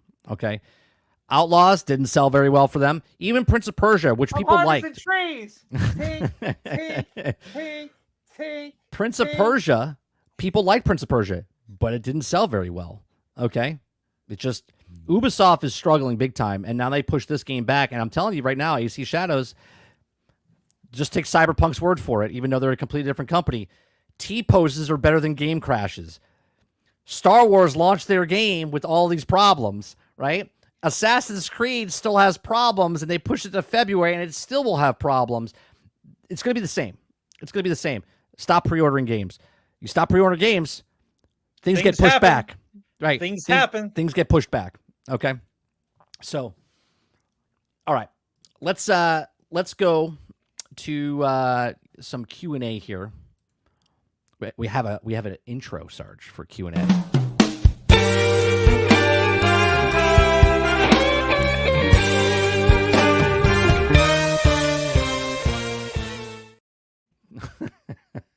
All right. So let's get to the Q&A here. I think it's just Travis and Krebsy. Yeah, it's just Travis and Krebsy and Dolphins in there. Travis just shouts out a bunch of stuff and leaves. Yeah, he leaves. He leaves multiple times, though. He announces he's leaving and then comes back and then announces again he's leaving. Okay. So the first question is by Travis. He says, should we be asking for more player choice in an attempt to keep companies from removing our voice? And if so, how do we fight back? I don't really understand the question, and I think he's not here to kind of fill in the blank. I like should a we riddle. Ask... Hang on. I like a riddle. Give me okay. Should we ask for more players' choice in an attempt to keep companies from removing our voice? And if so, how do we fight back? I don't know how to answer this. I would say don't pre-order. Next question. That's how you fight back. Don't pre-order. All right, well, let me see. That's how you fight back. Let me add to that. I concur. Yeah, you don't pre-order. Right? Okay. Now, if he's talking about your voice, that means like how you feel about the game, like you didn't make the game. Like I don't believe in that either. Like the whole who's this game made for? Like, you kind of know who it's made for. The question is that population going to buy it?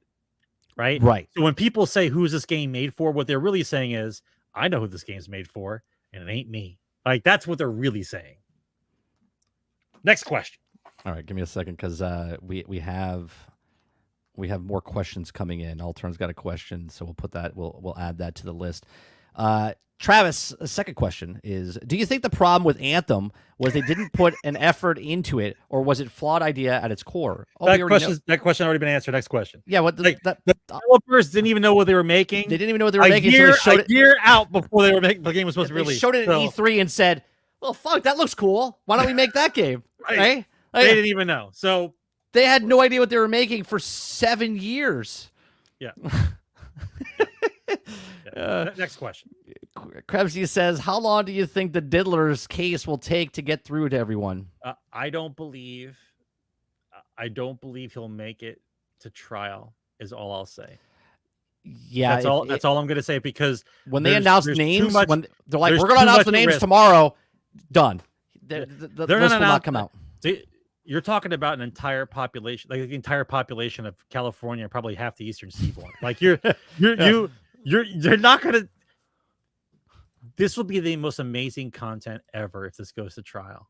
But you and I both know it's not going to go to trial. Okay. 3,285 people. They're taking 120 of the 3,285 because that's what they have the best stuff on. Okay. From 1991 to this year, he's still doing it. Okay. Right. Now, obviously, he's moving, he's grooving, he's throwing parties. Bro. Obviously, you're innocent until proven guilty, at least in my world. Okay, but there's 91 to 2015. That's no one's coming forward those years. From 2015 on is where majority of this, right? And they took 60 males and 60 females, and they're each individually going to have their own cases. They're not combined as like a class action suit. It's 120 cases. You could literally start a brand new YouTube channel and just cover this case. Cover that, yeah. And you would be good. Yeah. Right? You retire. Years are going on. You retire. Yeah, years are going on for this. Okay. It's time for the DID Network. Case number 265. Yeah. This week, the star is so-and-so against the D-Man. Yeah. How much did 1,000 bottles of baby oil cost? Right? Well, bulk rate Costco's got it on sale. Come on, bro. Who's buying baby oil at full price? Says, do you think it would beneficial for Xbox just to go next gen early in 2025 or 2026 and start over? No, because their business model right now is they're not making consoles. You're not just selling consoles. Console is an extension to what they're doing, and what they're doing is play games anywhere. So the next Xbox that comes out is just going to be part of that realm, right? So they're not looking to make the next Xbox the one-all be-all. They're making the next Xbox as a tool in the tool chest of where do you want to play your game? Do you want to play it on PC? You want to play it on the television? You want to play it on the mobile? You want to play it wherever? That's what it is. So I don't think so. I don't think they would make it early. I think this monolith will probably be the last console that's an actual console, I think. Do you think they do it with the handheld? They're gonna do something, but I think as far as console goes, like what we know as a console, I think this monolith here we got might be the last one. Because if you think about it, they're trying to go less now. They're not trying to go more. So you're gonna end up with another box that has no disk drive like the S, which you already have, just more powerful. So we know they're basing on cloud. So stands to reason that's going to be an object, but not like a console. We'll see. Altern says, question, is it okay to say, finally admit that Starfield review score in Steam are actual players, or are we still going to go with the story that the PlayStation players are that mad? Well, I mean, it's funny. It's an average score. It's funny. It's funny you say that. The other day, PlayStation servers were down. Okay. And there was people saying they were reviewing Starfield bad because they had nothing else to do. So they were just shit talking Starfield because that's because the servers were down. You can leave a review without ever playing the game. So at this point, the question is, does it fucking matter that someone gives a bad review, right? I honestly, majority of the population doesn't look at reviews, and majority of the population doesn't leave reviews. Well, and the third thing is there's no structure to what the review process is. So it doesn't matter because everyone's looking at different rule sets for what they believe the scoring system should be. If there were a standardized scoring for how you value a game or how you evaluate a game, then there would be no problems. But everybody focuses on what they think is important for the game, right? This is why it becomes a big hodgepodge of just opinionated stuff, and I could just pick out what I don't like or like and just slap a number on it, right? And if you're being paid well and you don't want to get in trouble, 7 is your answer, right? Right. Real quick, Dolphin. I'm sorry, 7.5. 7.5 is the Dolphin answer. says Sarah Bond has said twice this there's new hardware coming. Sure, new hardware, but the question was the next generation, right? New hardware doesn't mean anything because remember, they can come out with new hardware. They're still tethered to this hardware, right? They can come out with a handheld. The S is still here. They can come out with the Xbox Next. The S is still here, right? They have to get rid of the S to make the benefits of what the next console and is. How are you going to get rid of the S, bro? Right? So it's going to be really hard for them to go to the next console and go, next console, 240 frames per second. Meanwhile, the developers still have to make the game to run on the S. Yep. Right? AKA Brotato. Right. Next question. Krebsy says, thought on the $750 for those who are affected by the hurricane. This pisses me off. Yeah, okay. This angers me more than anything else. Yeah, this angers me so much, right? Because I posted in Discord, right? $6.9 billion spent away from us. Whatever it is. $6.9 billion over there. $645 million for FEMA, and we're out of money. Don't have any more money. Oh, and by the way, we're just only don't going got to it. give you $750, and you look at people's houses, they're completely destroyed. $750 is half, maybe a quarter of their payment for the month. Okay? What are they going to do? Is it for food? Because they can go to a food bank. Okay? Like, what's happening? What is happening? Okay, there's so much bullshit going on. It angers me. Okay? And I posted in Discord, Sarge, it was a joke, but they show the missiles, right? And it says taxpayer money, my taxpayer money at work. And then it says, ironically, also my taxpayer money at work, which is the missiles coming as these missiles are defending these missiles. Yeah. But both are the taxpayers' money. Yeah, the dream war for the industrial complex, the dream war is to have kids with VR helmets on controlling mechs, fighting other mechs. So no humans are dying, just tens of millions of dollars of robots slaughtering each other in the desert somewhere. And they're betting on it at the same time. They're betting to see who would win, to see who gets control of a piece of land. And it's just kids fighting kids and robots. That's the dream job, right? Because you don't have to worry about people losing their lives, but we can still make billions of dollars selling product. It's the dream job. It's so ridiculous. Krebsy says, at what price does Ubisoft need to reach before we see studios get sold? Or do you think, like I do, that it's inevitable at this point? It is inevitable at this point because the stock price is so low and there's already internal stuff going on. I think that they're probably going to ride out the storm a little bit because they got enough equity to like balance it out. But as soon as like the numbers come in for the end of year and they see where things are for the company, if they don't have an uptick and consumer confidence is down and they get more than 25, I think it's like 25 or 30% of the stockholders to side with them, they're done.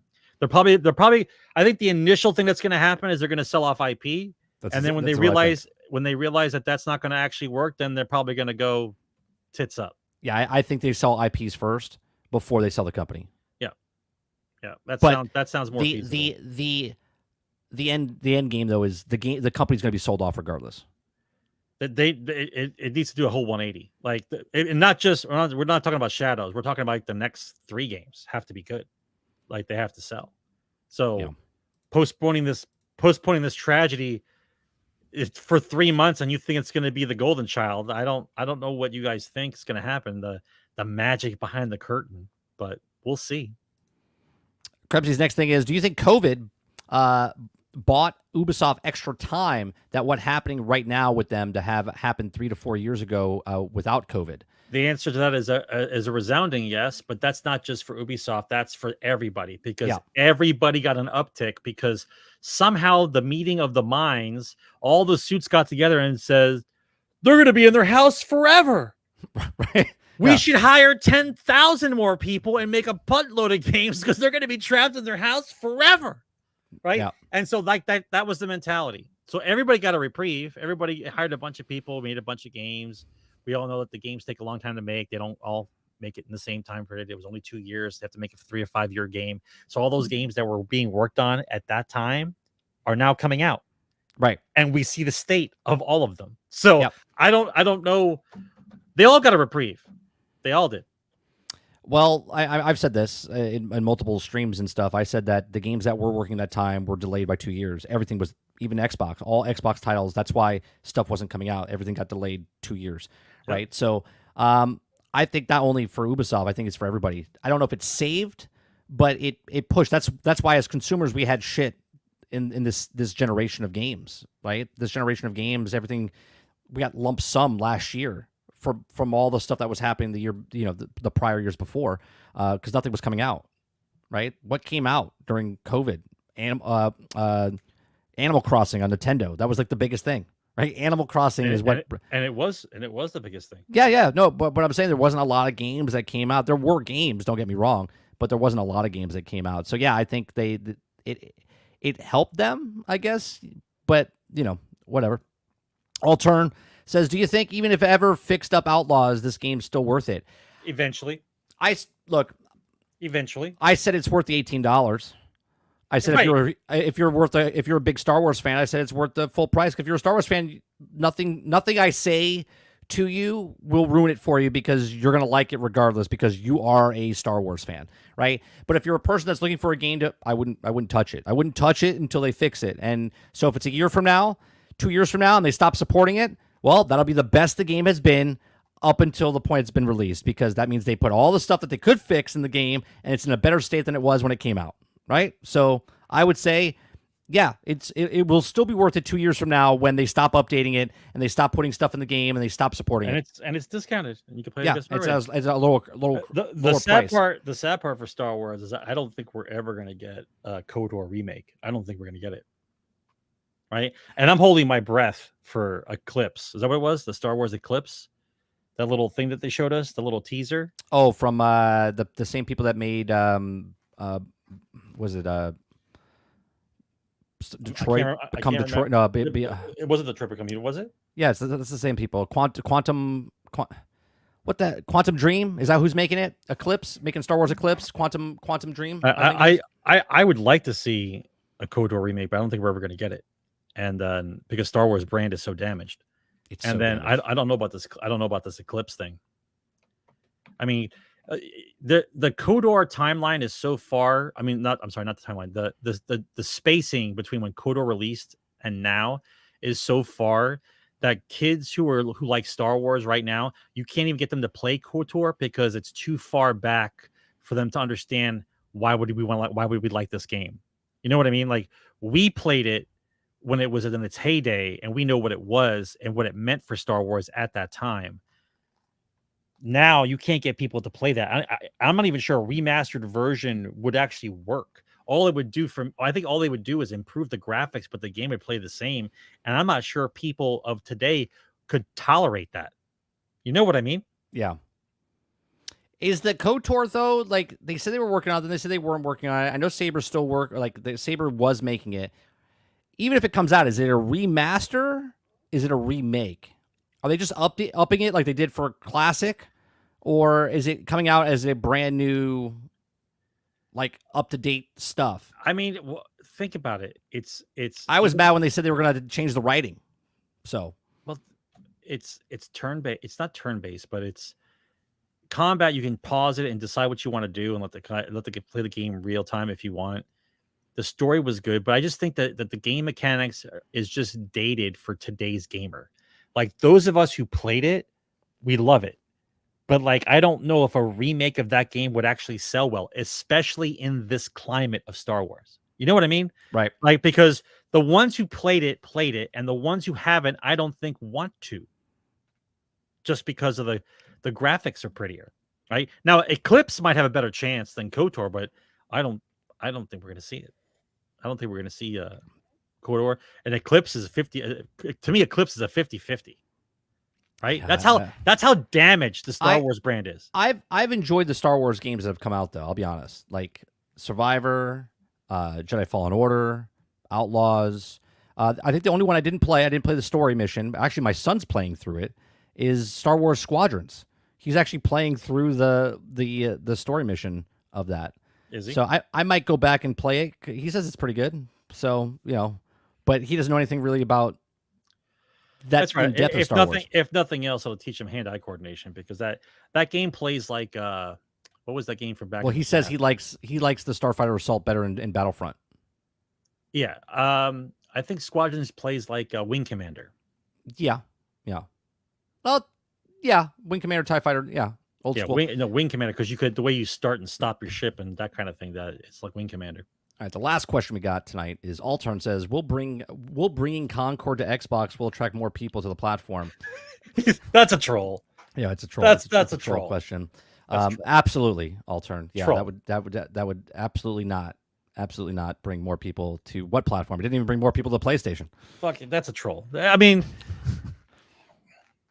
I'm glad more people are waking up. It's good that these companies are finally getting a taste of their medicine of all their nonsense games that are coming out that nobody wants them, right? Because I gotta say, it has, like, I'm not really worried about the devs because they got paid, right? But a company who invests 5 years or 8 years to make a game, or in this case, was it almost 9 years? They said 10 years, whatever nonsense they came up with. Yeah. Right, I don't count the idea on a chalkboard for 6 months as part of the game. I wrote it on a napkin. At I don't consider that it. Yeah, I don't consider that. But it's got to hurt a little bit to know that you spent that kind of money and nobody wants it. Like, it's got to hurt a little bit, right? A little. Right. So maybe, just maybe, that the differences in AI technology and the fact that more companies will be able to get. I know it sounds bad initially, but it works out for us in the end. Just hear me out.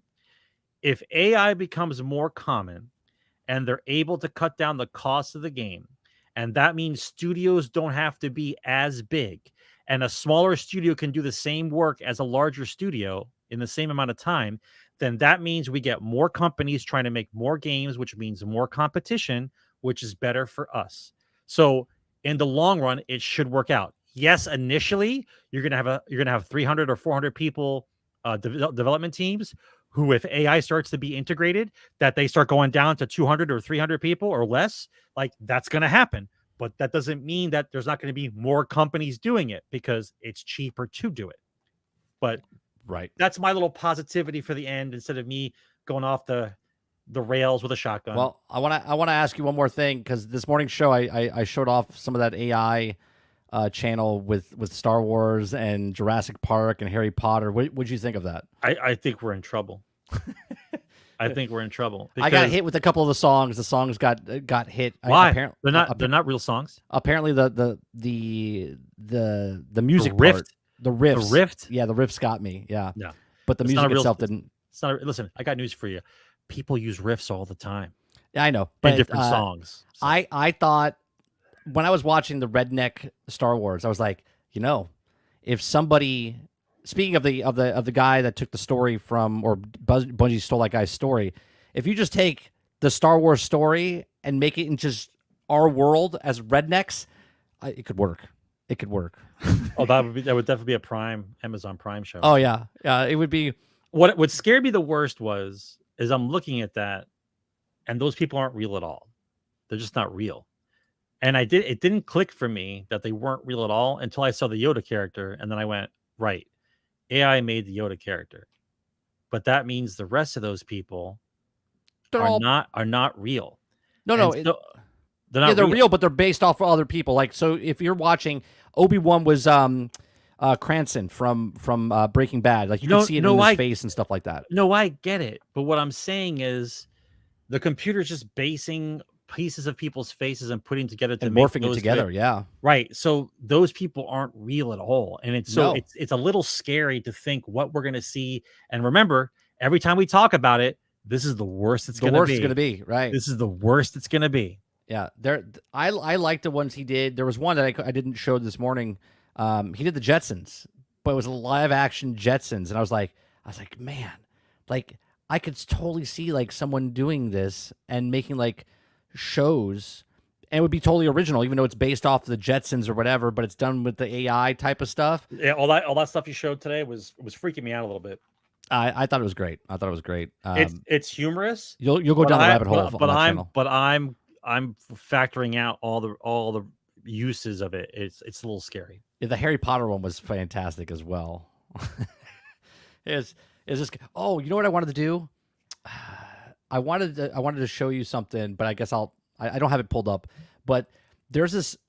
You could take any article, okay, and you can just paste it into this program, and it does an automatic podcast, right? So if you just write your article as whatever it is, God, please you put it into this program, okay? It takes a male and female, like they're radio hosts, like of a podcast, okay, and it reads it out. And they banter back and forth, and they have the sound effects of like them breathing and doing all the stuff. And they're like, "Oh, that's so funny. How did you think of that?" And it's like, what the fuck is happening? Okay, it sounds better than most radio shows on the air, and anyone can do it. Yeah, this is my point. Salty. 5 years from now, what shit? 12 months from now, it'll be crazy. Right, exponentially. 5 years will be like 25 years. I expect, and I'm going on a limb here. I expect to see the first mini movie of AI by Christmas. Like somebody makes a little mini movie. Oh, I think it's already happened in AI. I think it's already happened. Well, we haven't seen it yet. If it's already happened, it hasn't released yet. We haven't looked for it. I'm pretty sure a mini movie. I'm not saying like a 2-hour movie, but I'm saying you're talking about like a short film. Yep, I think it's already happened. I'll look it up and I'll let you know. I'll text you. 30. Can you DM me the link to which one it could pop up? The podcast one? Yeah, I'll send that to you if that's what you're asking. All right, chat. Generation X Gaming, the weekly podcast that goes over a few of the top stories in the past week, and we rant along the way. If you like what we do here, please hit that like button, hit that subscribe button. If you'd like to go above and beyond that, become a member as little as $5. We do live streams Monday through Thursday from 10 o'clock in the morning until noon Eastern. We do a podcast sometimes on Wednesdays when we have guests. If not, we do Shooting the Shit with Sarge on Wednesday nights. We do Thursday night Generation X Gaming podcast, and then we also do gameplay. I am going to go live tomorrow. I don't know if around 10 or 11. We're going to play some more Shattered Space in Starfield. So if you want to hang out with me in the morning, come on by. Tomorrow morning as we play some more Shattered Space and Starfield. Appreciate it very much. You guys have a great rest of your evening, and we'll see you guys on the next one. Take care. Game on, guys.